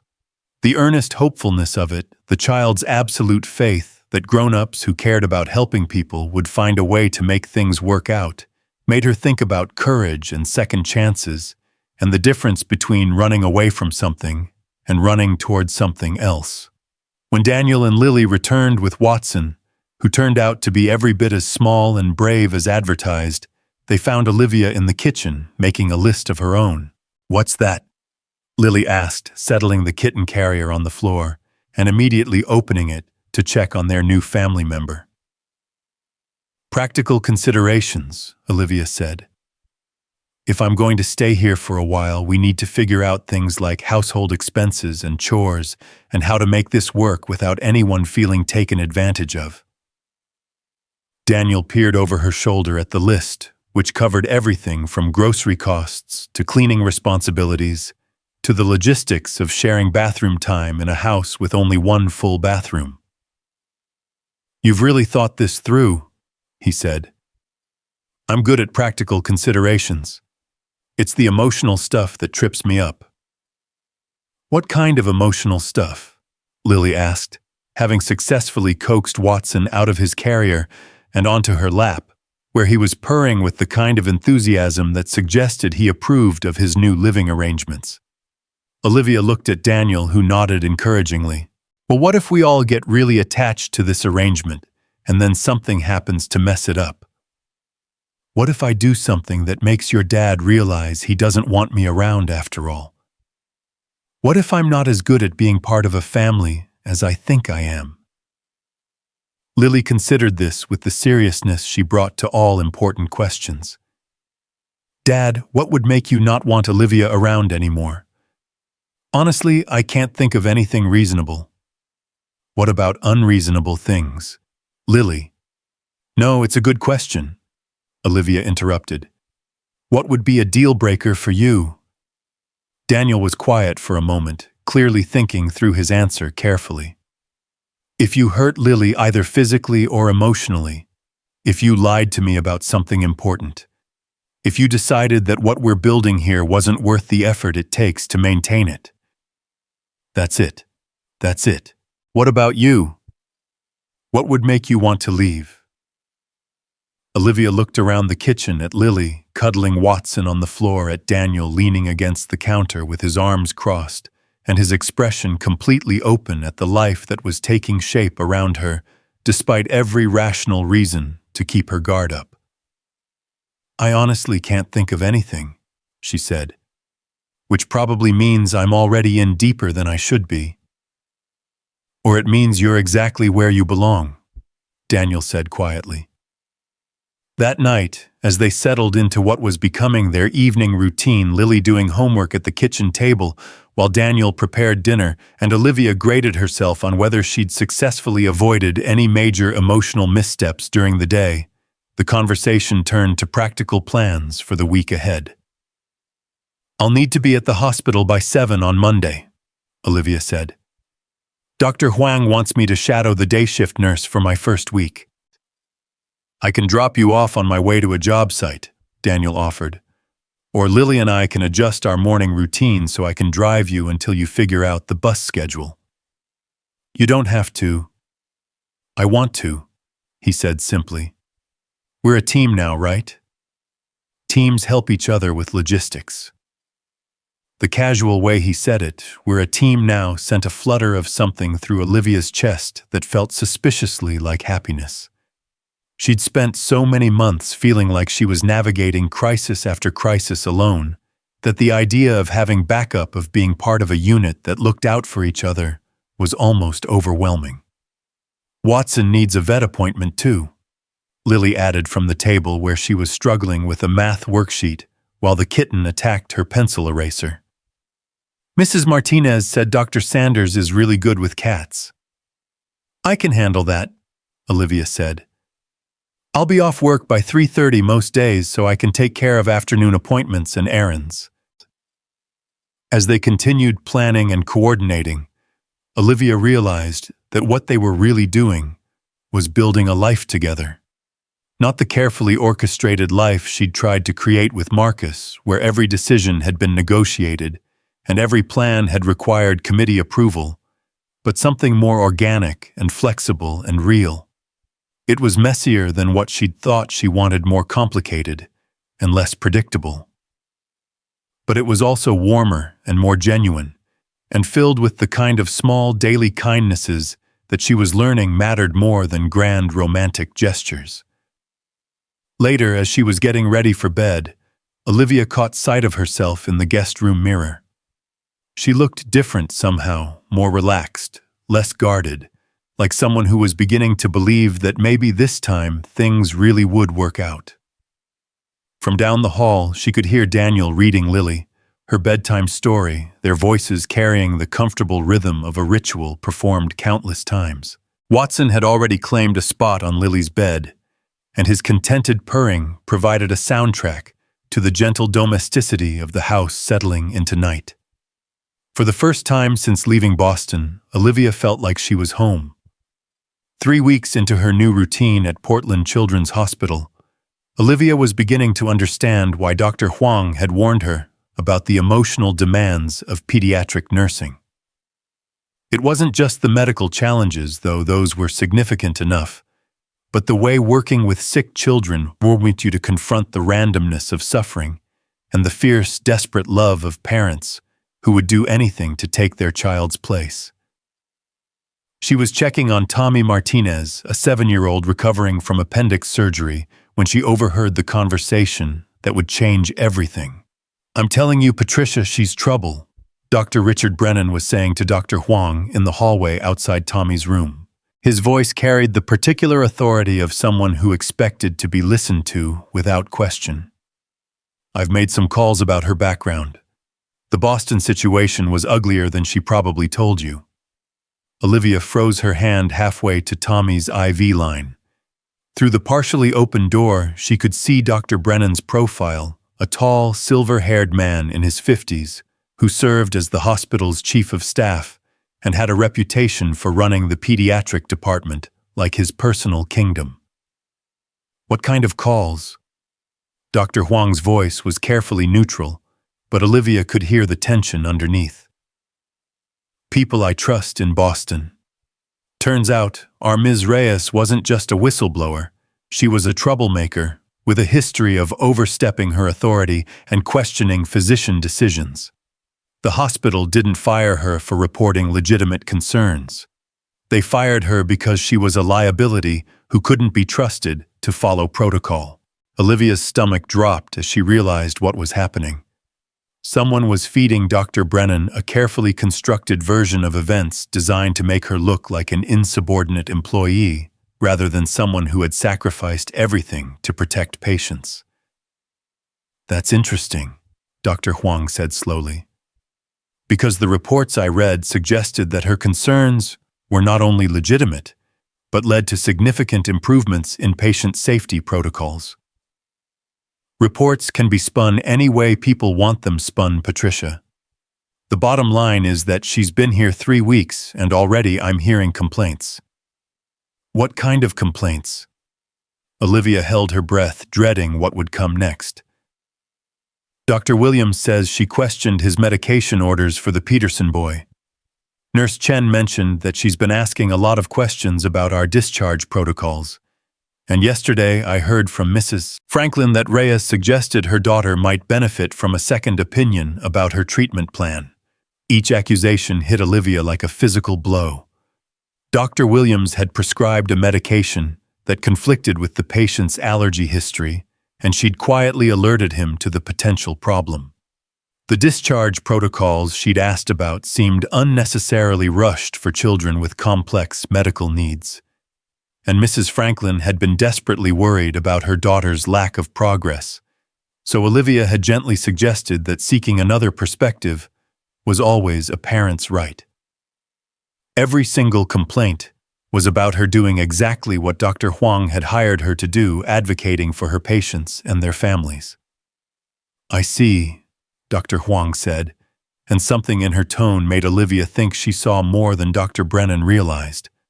"Look, I'm not saying she's malicious, but she clearly has trouble respecting authority and following established procedures. Given her history, I think we need to consider whether she's really the right fit for our team." "I appreciate your concerns, Richard. Let me think about what you've told me."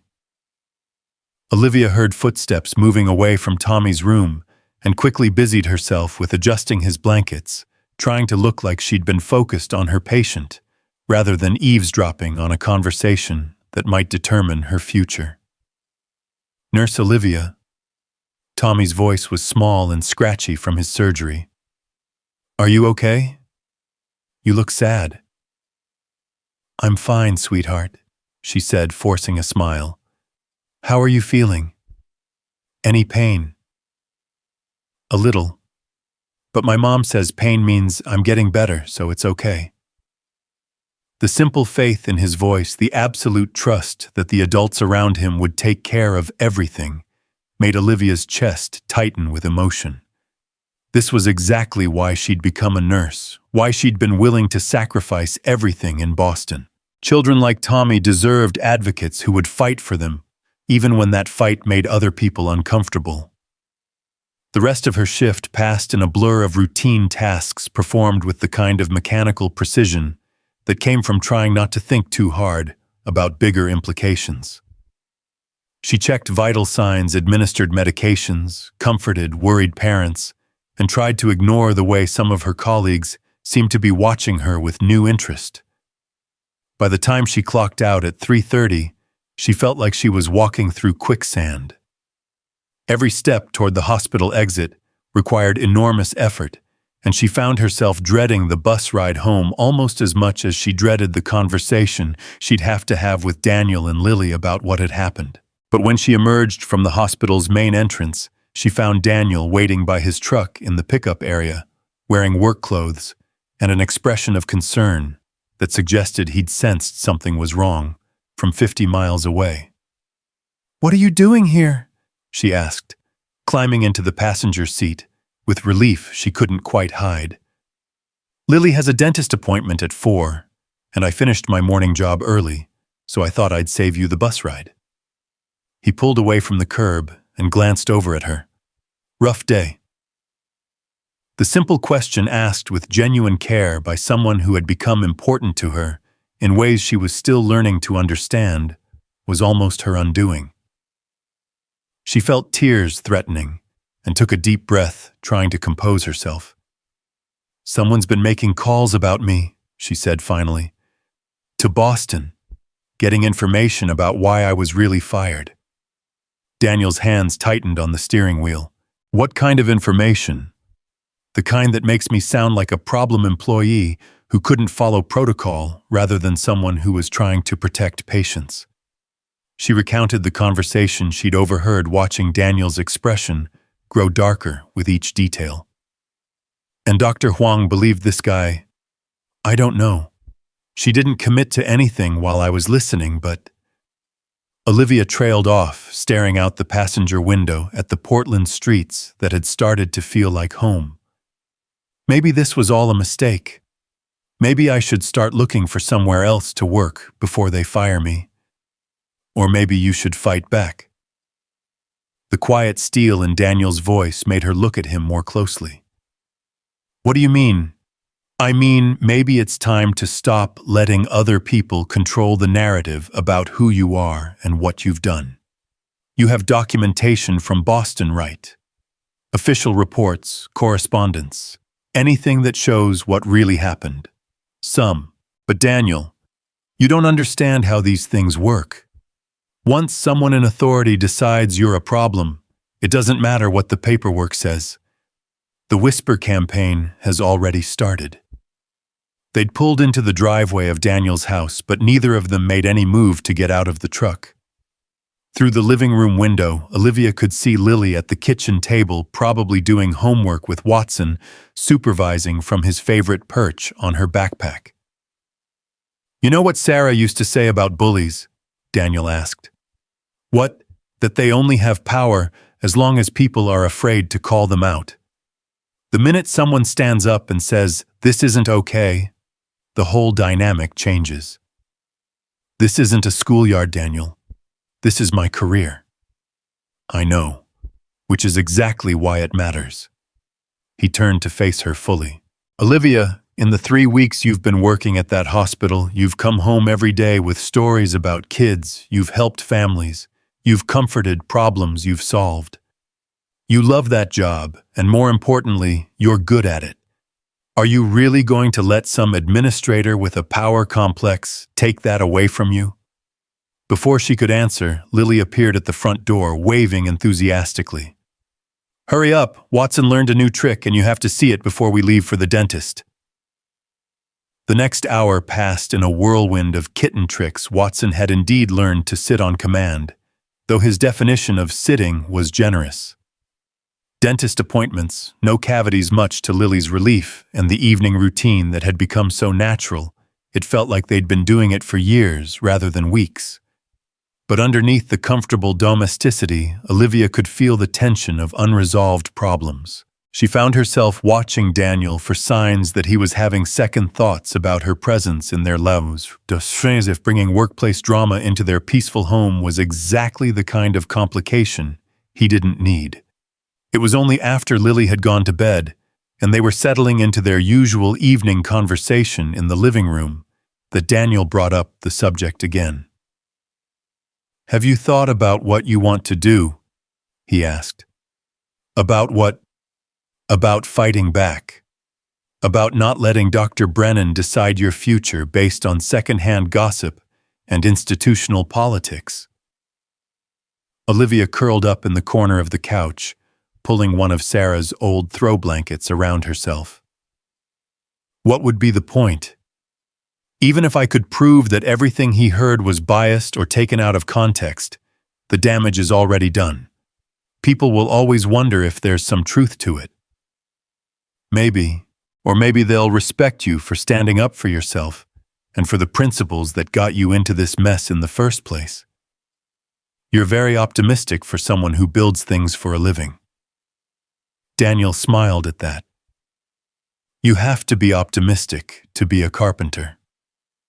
Every project starts with raw materials and a plan, and you have to believe that you can turn one into the other, despite all the things that can go wrong along the way. And if the plan doesn't work, then you adapt. You find another way to solve the problem, but you don't give up on the project just because the first approach hits a snag." They sat in comfortable silence for a while, listening to the sounds of the house settling around them. Somewhere upstairs, Watson was having what sounded like a very serious conversation with a toy mouse, and the dishwasher hummed through its final cycle. "I keep thinking about what Lily said that first morning," Olivia said eventually, "about how doing the right thing should be simple, but somehow the adult world makes it complicated. Kids have a way of cutting through all the noise to get to what really matters. So what really matters here?" Daniel considered the question seriously. "Sick kids getting the best possible care from nurses who aren't afraid to speak up when something isn't right. You being able to do the work you love without constantly looking over your shoulder. This family, our family, not having to go back to the way things were before you came into our lives." The casual way he said "our family" sent a flutter through Olivia's chest that she was learning to recognize as hope mixed with terror. "You really see us as a family, don't you?" She looked around the living room, taking in the evidence of their shared life. Lily's homework scattered across the coffee table next to Olivia's medical journals. Daniel's reading glasses forgotten on the side table next to a mug that still held the remnants of Olivia's evening tea. Watson asleep in a patch of lamplight, utterly content in his adopted home. "Yes," she said quietly. "I do. Then we face this together.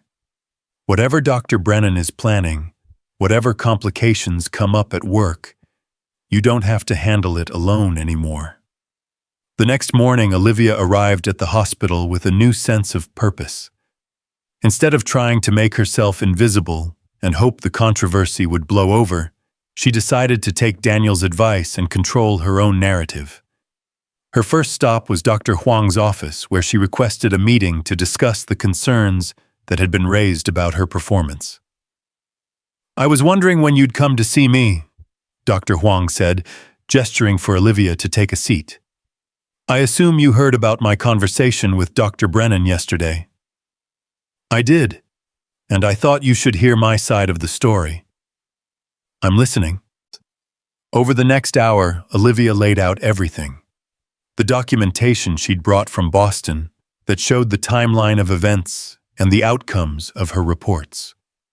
The specific details of each incident Dr. Brennan had mentioned, including the medical and ethical reasoning behind her actions. The follow-up correspondence from patients and families in Boston who had written to thank her for advocating on their behalf. Dr. Huang listened without interruption, occasionally taking notes, her expression growing more thoughtful with each piece of evidence. "This paints a very different picture than what Richard described," she said finally. "Dr. Brennan is getting his information from people who had a vested interest in discrediting me," Olivia said. "I'm not asking you to take my word for it. I'm asking you to look at the objective evidence and decide for yourself what kind of nurse I am." "And what kind of nurse are you, Miss Reyes?" "The kind who puts patients first even when it's inconvenient for other people. The kind who asks questions when something doesn't feel right. The kind who believes that families deserve honest communication and that children deserve advocates who aren't afraid to speak up on their behalf." Dr. Huang was quiet for a long moment, studying the documents spread across her desk. "You know, when I first heard about what happened in Boston, I was impressed by your willingness to stand up for your patients. But I was also concerned about whether you'd be able to work within our system without causing unnecessary conflict. And now I'm wondering if the problem isn't that you cause conflict, but that you expose conflicts that already exist." The incidents Richard mentioned, questioning medication orders that didn't account for patient allergies, asking about discharge protocols that might be rushing families, suggesting second opinions for concerned parents, those aren't examples of insubordination. They're examples of good nursing. Olivia felt some of the tension she'd been carrying since yesterday begin to ease. "Does that mean—" "It means that I hired you because I believed we needed nurses who weren't afraid to advocate for their patients, and nothing I've seen suggests I was wrong about that assessment." But Dr. Huang's support, while encouraging, didn't resolve the larger problem of Dr. Brennan's opposition. Over the next few days, Olivia found herself navigating an increasingly uncomfortable workplace dynamic. Some of her colleagues seemed to be keeping their distance, either because they'd heard rumors or because they didn't want to get caught in the crossfire of administrative politics. Others, however, began approaching her with quiet words of support.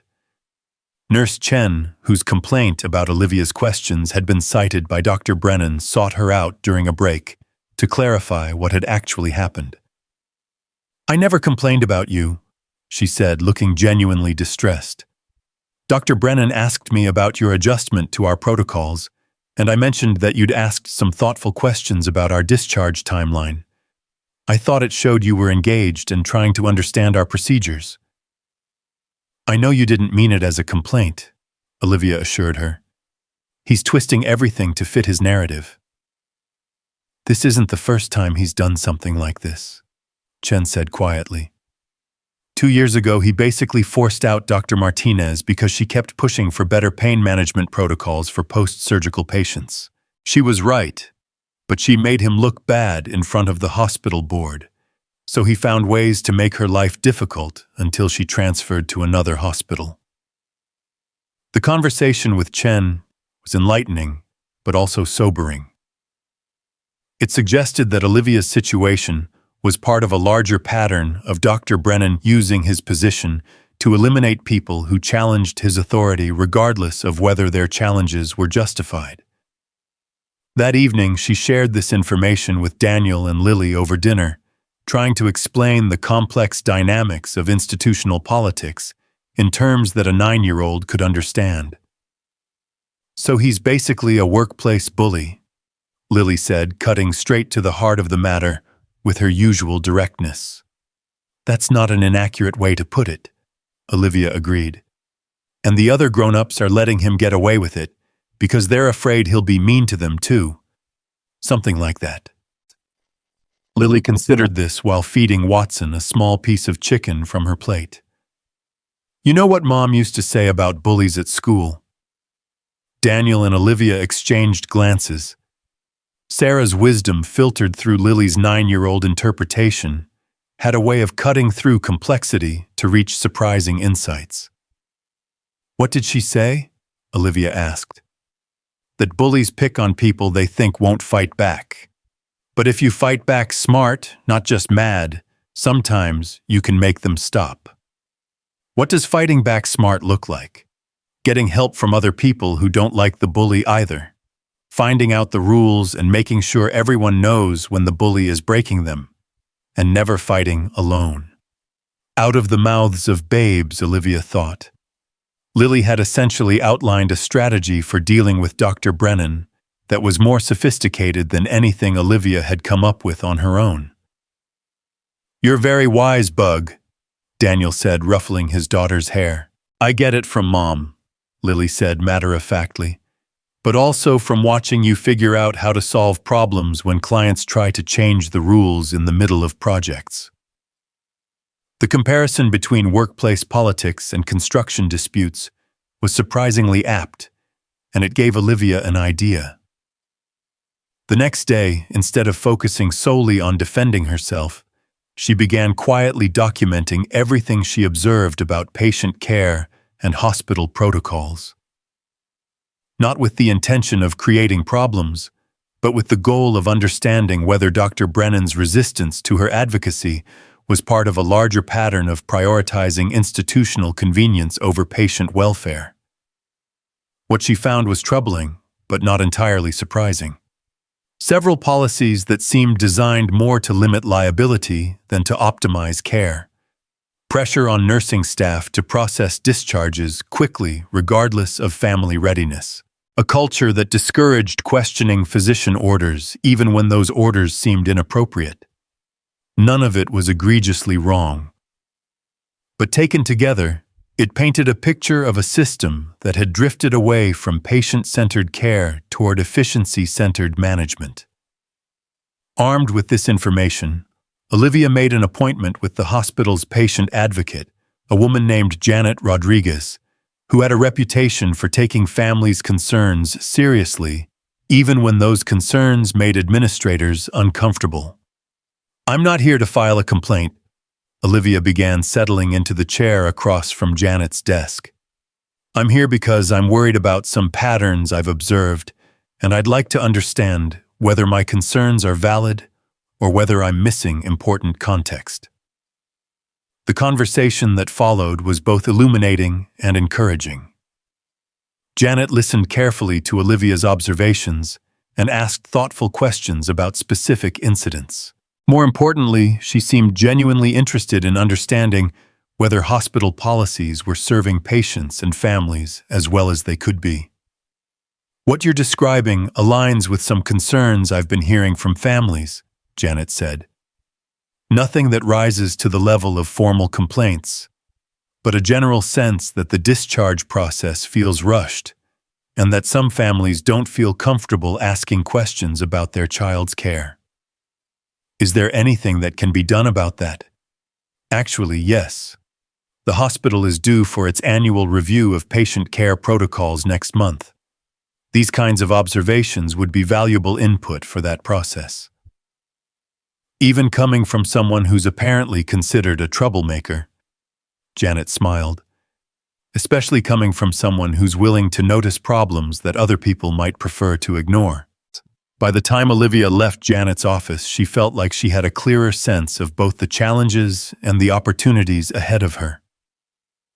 Dr. Brennan might see her as a threat to his authority, but there were other people in the hospital who valued her perspective and saw her advocacy as an asset rather than a liability. That evening, she found herself in Daniel's workshop, watching him put the finishing touches on a rocking chair he was building for a client's new nursery. The careful attention he paid to each detail, the way he tested every joint to make sure it would hold up under years of use, reminded her of the importance of building things that would last. "Good day or complicated day?" he asked without looking up from his sanding. "Both," she said, settling onto a nearby stool.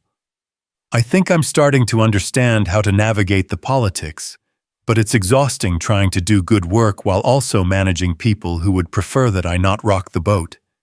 "Rocking the boat is what you do," Daniel pointed out. "It's who you are.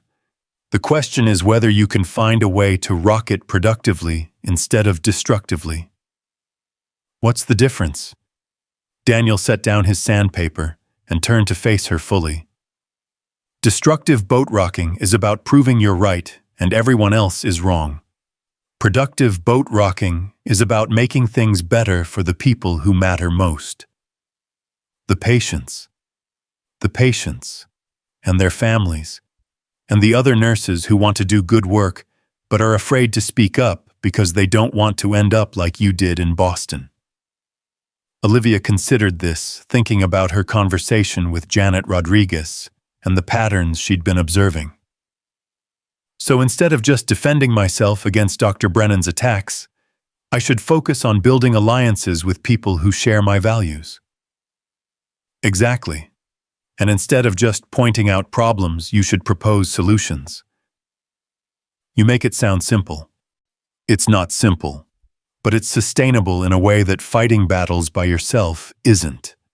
That night, as they were settling into their evening routine, Lily made an observation that stopped both adults in their tracks. "You know what's different about our house now?" she said, looking up from the homework she was doing at the kitchen table. "What's that bug?" Daniel asked. "It feels like we're building something instead of just trying not to break what we have left." Daniel and Olivia exchanged a look over Lily's head, both of them recognizing the profound truth in what she'd said. For 3 years, Daniel and Lily had been in survival mode, focused on maintaining stability and avoiding any changes that might threaten their carefully constructed routine. But Olivia's presence had changed that dynamic. Instead of just preserving what remained of their old life, they were actively creating something new together, something that honored the past while embracing the possibility of a different future. "You're absolutely right," Olivia said quietly. "We are building something." "What are we building?" Lily asked. Daniel answered without hesitation. "A family, a home, a life that's big enough for all of us."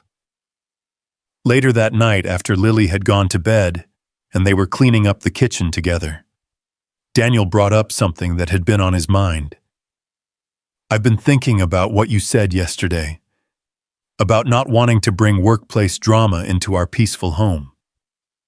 And I realized that the drama isn't something you're bringing in from the outside.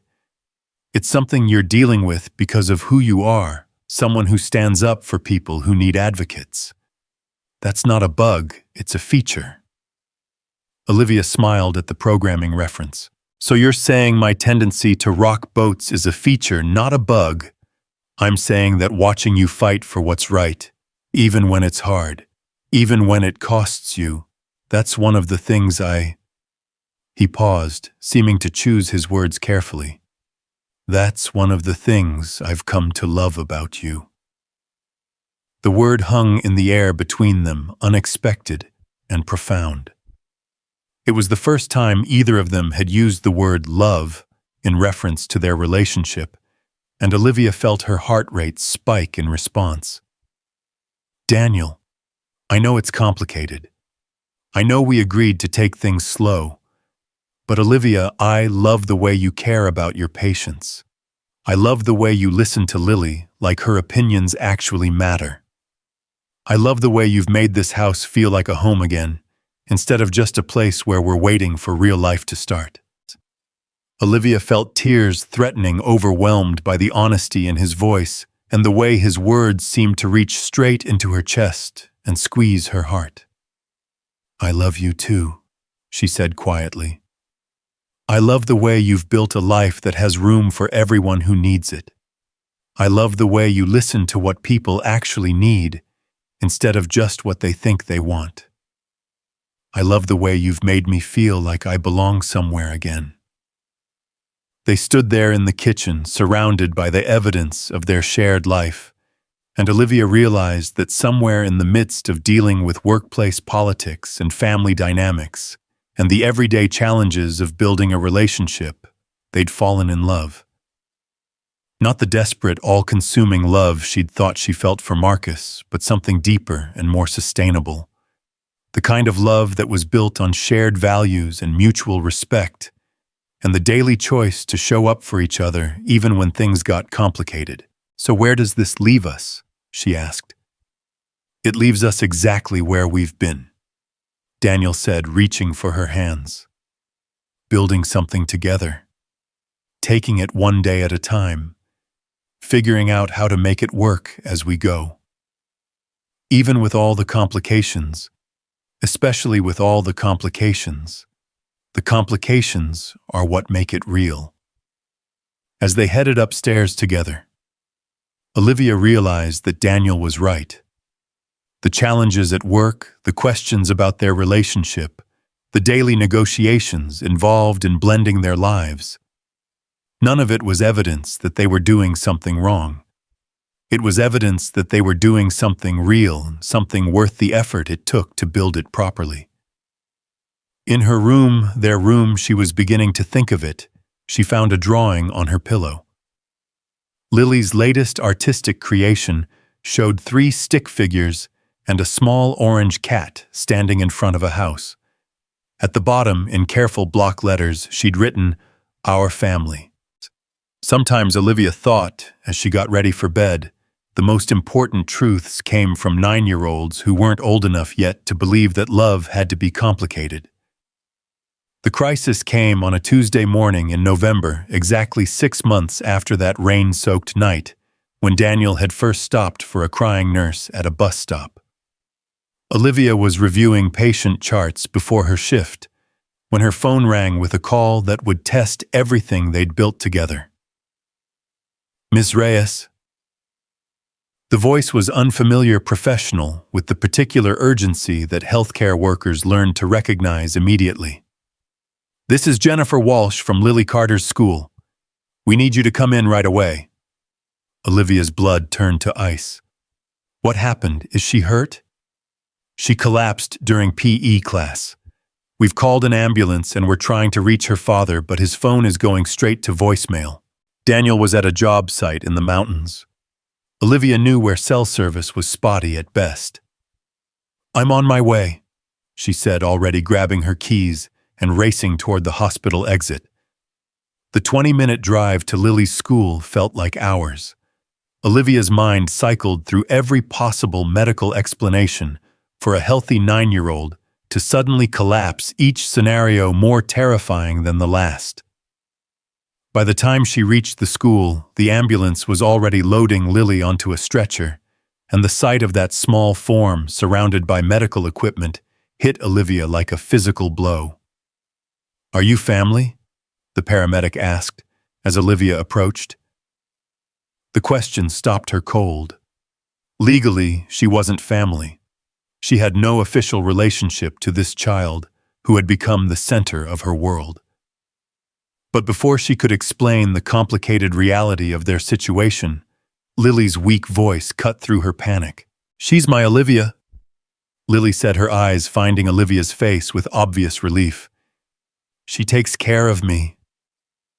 The paramedic looked between them and seemed to understand something that went beyond legal definitions. Can you ride with us? She's asking for you. The ambulance ride to Portland Children's Hospital was a blur of medical terminology and monitoring equipment, but Olivia forced herself to stay calm and focused. Lily was conscious and responsive, which was encouraging, but her blood pressure was elevated, and she was complaining of abdominal pain that seemed to be getting worse. Is my dad coming? Lily asked, her voice small and scared in a way that Olivia had never heard before. He's on his way, sweetheart. But I'm here, and I'm not going anywhere. At the hospital, Olivia found herself in the strange position of being both a medical professional and a terrified family member.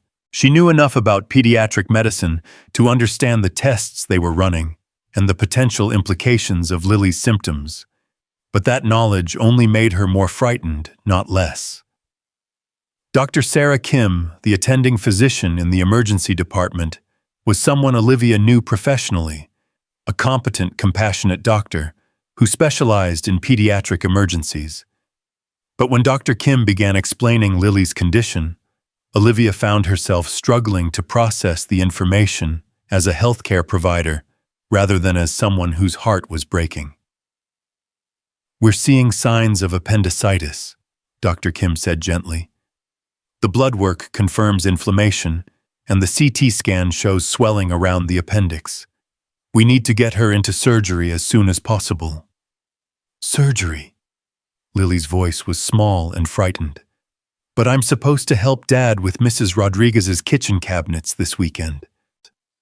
The innocent concern about missing weekend plans in the face of major surgery was so purely Lily that Olivia felt tears threatening. Don't worry about the cabinets, Bug. Your dad can handle that project by himself. But I'm his assistant. He needs me to hand him tools and make sure he doesn't measure things wrong. He'll manage, Olivia said, smoothing Lily's hair back from her forehead. Right now, your job is to let the doctors take care of you. Daniel arrived 30 minutes later, bursting through the emergency department doors with sawdust still clinging to his work clothes and panic written across every line of his face.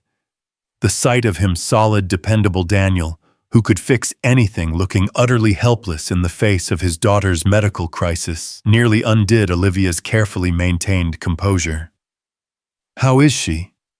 He asked, his eyes searching Olivia's face for reassurance she wasn't sure she could provide. They're taking her up to surgery now, Dr. Kim says it's a straightforward appendectomy, but they need to move quickly because there's some inflammation. Daniel's face went pale. Surgery. God, I should have been here. If something had happened and I wasn't— You're here now, Olivia interrupted firmly, and she's going to be fine. Dr. Kim is excellent, and this is exactly the kind of procedure they do all the time. But even as she said the words, Olivia couldn't shake her own fears. She'd seen too many routine procedures become complicated. Too many families receive devastating news when they'd been expecting reassurance. The rational part of her brain knew that appendectomies were among the most common surgeries performed on children with excellent success rates and minimal risk of complications. The part of her brain that loved Lily Carter, like her own daughter, wasn't interested in statistics. The waiting room during Lily's surgery was a special kind of purgatory. Daniel paced like a caged animal, unable to sit still for more than a few minutes at a time. Olivia found herself falling back on her nursing training, monitoring the clock, calculating how long the procedure should take, listening for updates from the surgical team. I keep thinking about Sarah, Daniel said, suddenly dropping into the chair beside her. When she was sick, there were so many times when I felt completely helpless. Like I was supposed to be able to protect her, but there was nothing I could do except watch and hope. This is different, Olivia said quietly. This is fixable. This is something they can solve. What if it's not? What if something goes wrong and I lose her too? The raw fear in his voice broke Olivia's heart. She reached for his hand, threading their fingers together. Then we'll face it together. But Daniel, you're not going to lose her. She's strong and healthy, and she has the best possible care. You can't promise that. No, Olivia admitted. I can't. But I can promise that whatever happens, you won't go through it alone. They sat in silence for a while, holding hands and watching the surgical board for updates on Lily's status. Around them, other families waited for news about their own loved ones, each absorbed in their own private anxieties and hopes. It was Dr. Kim who finally appeared in the waiting room doorway, still wearing surgical scrubs, but with the relaxed posture that suggested good news. Everything went perfectly, she announced, and Olivia felt Daniel's entire body sag with relief. The appendix was inflamed but hadn't ruptured, so we were able to remove it laparoscopically. She'll need to stay overnight for observation, but she should be home by Thursday. The next few hours passed in a haze of post-surgical monitoring and gradually increasing relief. Lily was groggy from anesthesia, but in good spirits, more concerned about the fact that she was missing school than about the small incisions on her abdomen. "Will I have scars?" she asked drowsily as Olivia helped her get comfortable in her hospital bed. "Small ones," Olivia said, "but they'll fade over time." "Good. I don't want to look like I got in a fight with a pirate." "You look like someone who was very brave during a medical procedure," Daniel said from his position in the chair beside her bed, "which is much more impressive than fighting pirates." As evening approached and Lily drifted in and out of sleep, Olivia found herself thinking about the phone call that morning and how quickly everything could change. 6 hours ago, they'd been a family dealing with the ordinary challenges of work and school and household management. Now they were a family that had faced crisis together and emerged stronger. "I need to tell you something," Daniel said quietly when Lily was sleeping peacefully and they were alone in the dimly lit hospital room. "What?" "When that school called and you were the one who went to her, who stayed with her during the ambulance ride, who talked to the doctors, I realized that somewhere along the way you stopped being our house guest and started being her mother." The words hit Olivia with unexpected force. "Daniel, I know it's complicated. I know we haven't talked about labels or made anything official. But today, when it mattered most, you were the person she needed. You were the person I needed." Olivia looked at Lily's sleeping form, remembering the way she'd said, "She's my Olivia," to the paramedic, the absolute trust in her voice when she'd asked if Daniel was coming. "She's my daughter, too," she said quietly. "I don't know when it happened exactly, but somewhere along the way she became my daughter." "So, what do we do about that?" Before Olivia could answer, a commotion in the hallway caught their attention. Raised voices, rapid footsteps, the particular urgency that suggested a medical emergency. Through the partially open door, they could see hospital staff rushing toward one of the rooms down the hall. Olivia's professional instincts kicked in immediately. "I should see if they need help," she said, starting toward the door. "Olivia." Daniel's voice stopped her. "You're not on duty. You're here as family." The distinction was important, she realized. For months, she'd been navigating the complex balance between her professional responsibilities and her personal relationships. But tonight, her role was clear. She was here as Lily's mother, not as a nurse. Still, old habits died hard. When Dr. Brennan appeared in their doorway 20 minutes later, Olivia's first instinct was professional wariness rather than personal concern. "Ms. Reyes," he said, his tone carefully neutral. "I heard about the emergency with Lily. I wanted to check on her condition." She's fine, Daniel said before Olivia could respond. The surgery went well, and she'll be discharged tomorrow. Dr. Brennan nodded, but his attention remained focused on Olivia. I also wanted to speak with you about the incident earlier tonight. Room 314. Olivia's stomach dropped. The commotion in the hallway, the emergency that had pulled staff away from their regular duties. What about it? A medication error, potentially serious. The kind of thing that might have been prevented if someone with your attention to detail had been available to catch it. The implication was clear. Dr. Brennan was suggesting that Olivia's presence on the unit might have prevented a medication error, while simultaneously criticizing her for not being available because she was dealing with her own family crisis. Dr. Brennan, Daniel said, his voice carrying a warning that Olivia had never heard before. I think you should leave.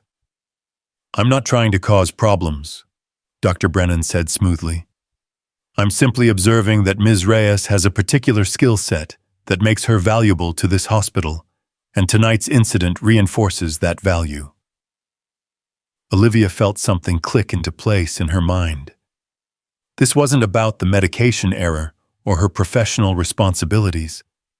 This was Dr. Brennan's way of reasserting control, of reminding her that despite everything she'd built with Daniel and Lily, her real value was still tied to her work.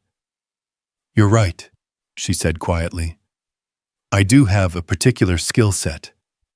And part of that skill set involves knowing when to prioritize patient care and when to prioritize family. Tonight my family needed me more than the hospital did. And what about tomorrow? What about next week? Can this hospital count on your priorities being in the right place? The question hung in the air like a challenge. Olivia looked at Lily sleeping peacefully in her hospital bed, then at Daniel, whose protective instincts were clearly engaged, then back at Dr. Brennan. Dr. Brennan, she said, standing up to face him directly. Let me be very clear about my priorities. My first priority is always going to be providing the best possible care to my patients. My second priority is being there for my family when they need me. And my third priority is working within a system that supports both of those goals. And if those priorities conflict, then I'll handle each situation based on what serves my patients and my family best, just like I did tonight. Dr. Brennan studied her for a long moment, and Olivia realized that this conversation wasn't really about tonight's incident. It was about whether she was going to let institutional pressure force her to choose between her professional identity and her personal relationships. I see, he said finally. Well, I hope Lily recovers quickly, and I hope you'll give some thought to what kind of nurse you want to be going forward. After he left, Daniel and Olivia sat in silence for several minutes, processing what had just happened. That felt like a threat, Daniel said finally. It was a threat. He's telling me that if I want to keep my job, I need to prioritize the hospital over everything else, including my own family. And what are you going to do about it? Olivia looked at Lily again, remembering the fear in her voice when she'd asked if Daniel was coming, the relief when she'd seen Olivia in the ambulance. She thought about the past 6 months, about the life they'd built together, about the choice between being the kind of nurse who followed orders without question and the kind of person who stood up for what mattered most. I'm going to fight, she said, but not the way he expects me to.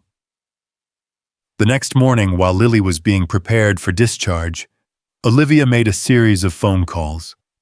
The first was to Janet Rodriguez, the patient advocate, to schedule a meeting about the medication error Dr. Brennan had mentioned. The second was to Dr. Huang to discuss the broader implications of work-life balance for nurses with families. The third was to a lawyer she'd found online who specialized in employment issues in healthcare. But the most important conversation happened in the car on the way home from the hospital, when Lily was fully awake and ready to process everything that had happened. "Olivia," she said from her position in the back seat, where she was lying down per doctor's orders, "when I was scared yesterday, you made me feel safe. Like how Dad makes me feel safe when there's thunder. I'm glad I could help, sweetheart." Is that what moms do, make kids feel safe when scary things happen?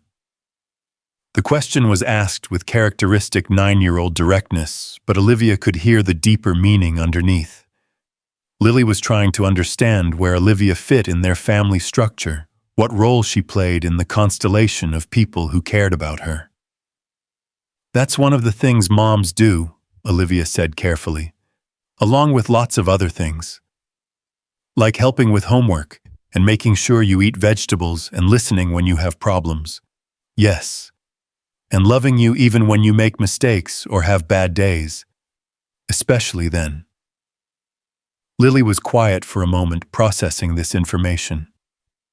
"So you're kind of like my mom now. Not instead of my real mom, but in addition to her." Daniel caught Olivia's eye in the rearview mirror, and she saw the same mixture of love and hope that she felt in her own chest.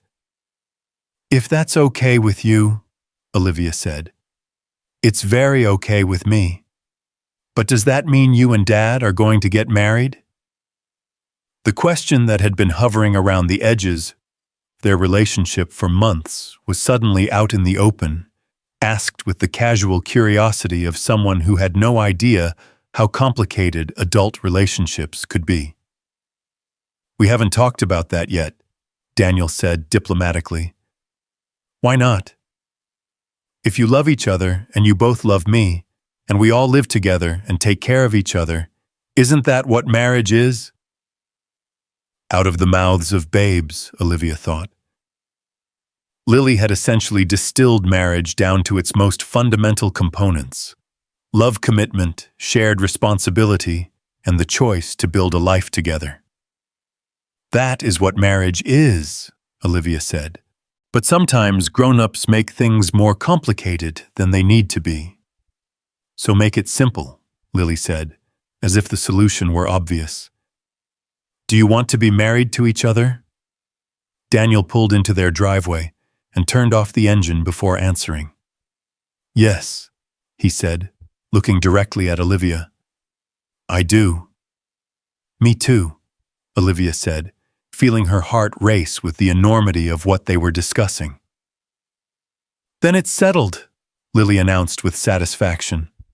"When can we have the wedding?" The conversation that followed as they helped Lily settle into the living room for her recovery period covered logistics and timing and the dozens of practical considerations that came with planning a life together. But underneath all the details was a fundamental truth that Olivia was finally ready to acknowledge. Somewhere in the past 6 months, they had already become a married couple in every way that mattered. The legal ceremony, when it came 3 months later, was a simple affair in the backyard, officiated by a justice of the peace and attended by the people who had become their chosen family. Mrs. Rodriguez was there, along with several neighbors who had watched their relationship develop. Dr. Huang came, as did Janet Rodriguez, and several colleagues from the hospital who had supported Olivia through her conflicts with Dr. Brennan. Lily served as both flower girl and ring bearer, a role she took very seriously despite Watson's attempts to help by attacking the ribbon on the ring pillow. Daniel wore his best suit, and Olivia wore a simple white dress that Lily had helped her choose because it looks like something a princess would wear if she was also a nurse. But the most meaningful moment came during the vows, when Daniel pulled out a small wooden box he'd crafted in his workshop. "I made this for Sarah," he said, opening the box to reveal a simple gold pendant. "It was her wedding ring, but I had it melted down and reformed into something new, something that honors what we had while embracing what we're building now." The pendant was beautiful in its simplicity, a small golden circle that caught the afternoon light and seemed to glow with its own warmth. But what made Olivia's breath catch was what it represented, not a replacement for what Daniel had lost, but an evolution of it. "If you'll wear this," he continued, "it means you're not just joining our family, you're helping us create something entirely new while keeping the best parts of what came before." As Olivia felt the weight of the pendant settle against her chest, she realized that this was what healing looked like. Not the erasure of past pain, but the transformation of it into something that could support new growth. The crisis with Dr. Brennan had resolved itself in ways that surprised everyone.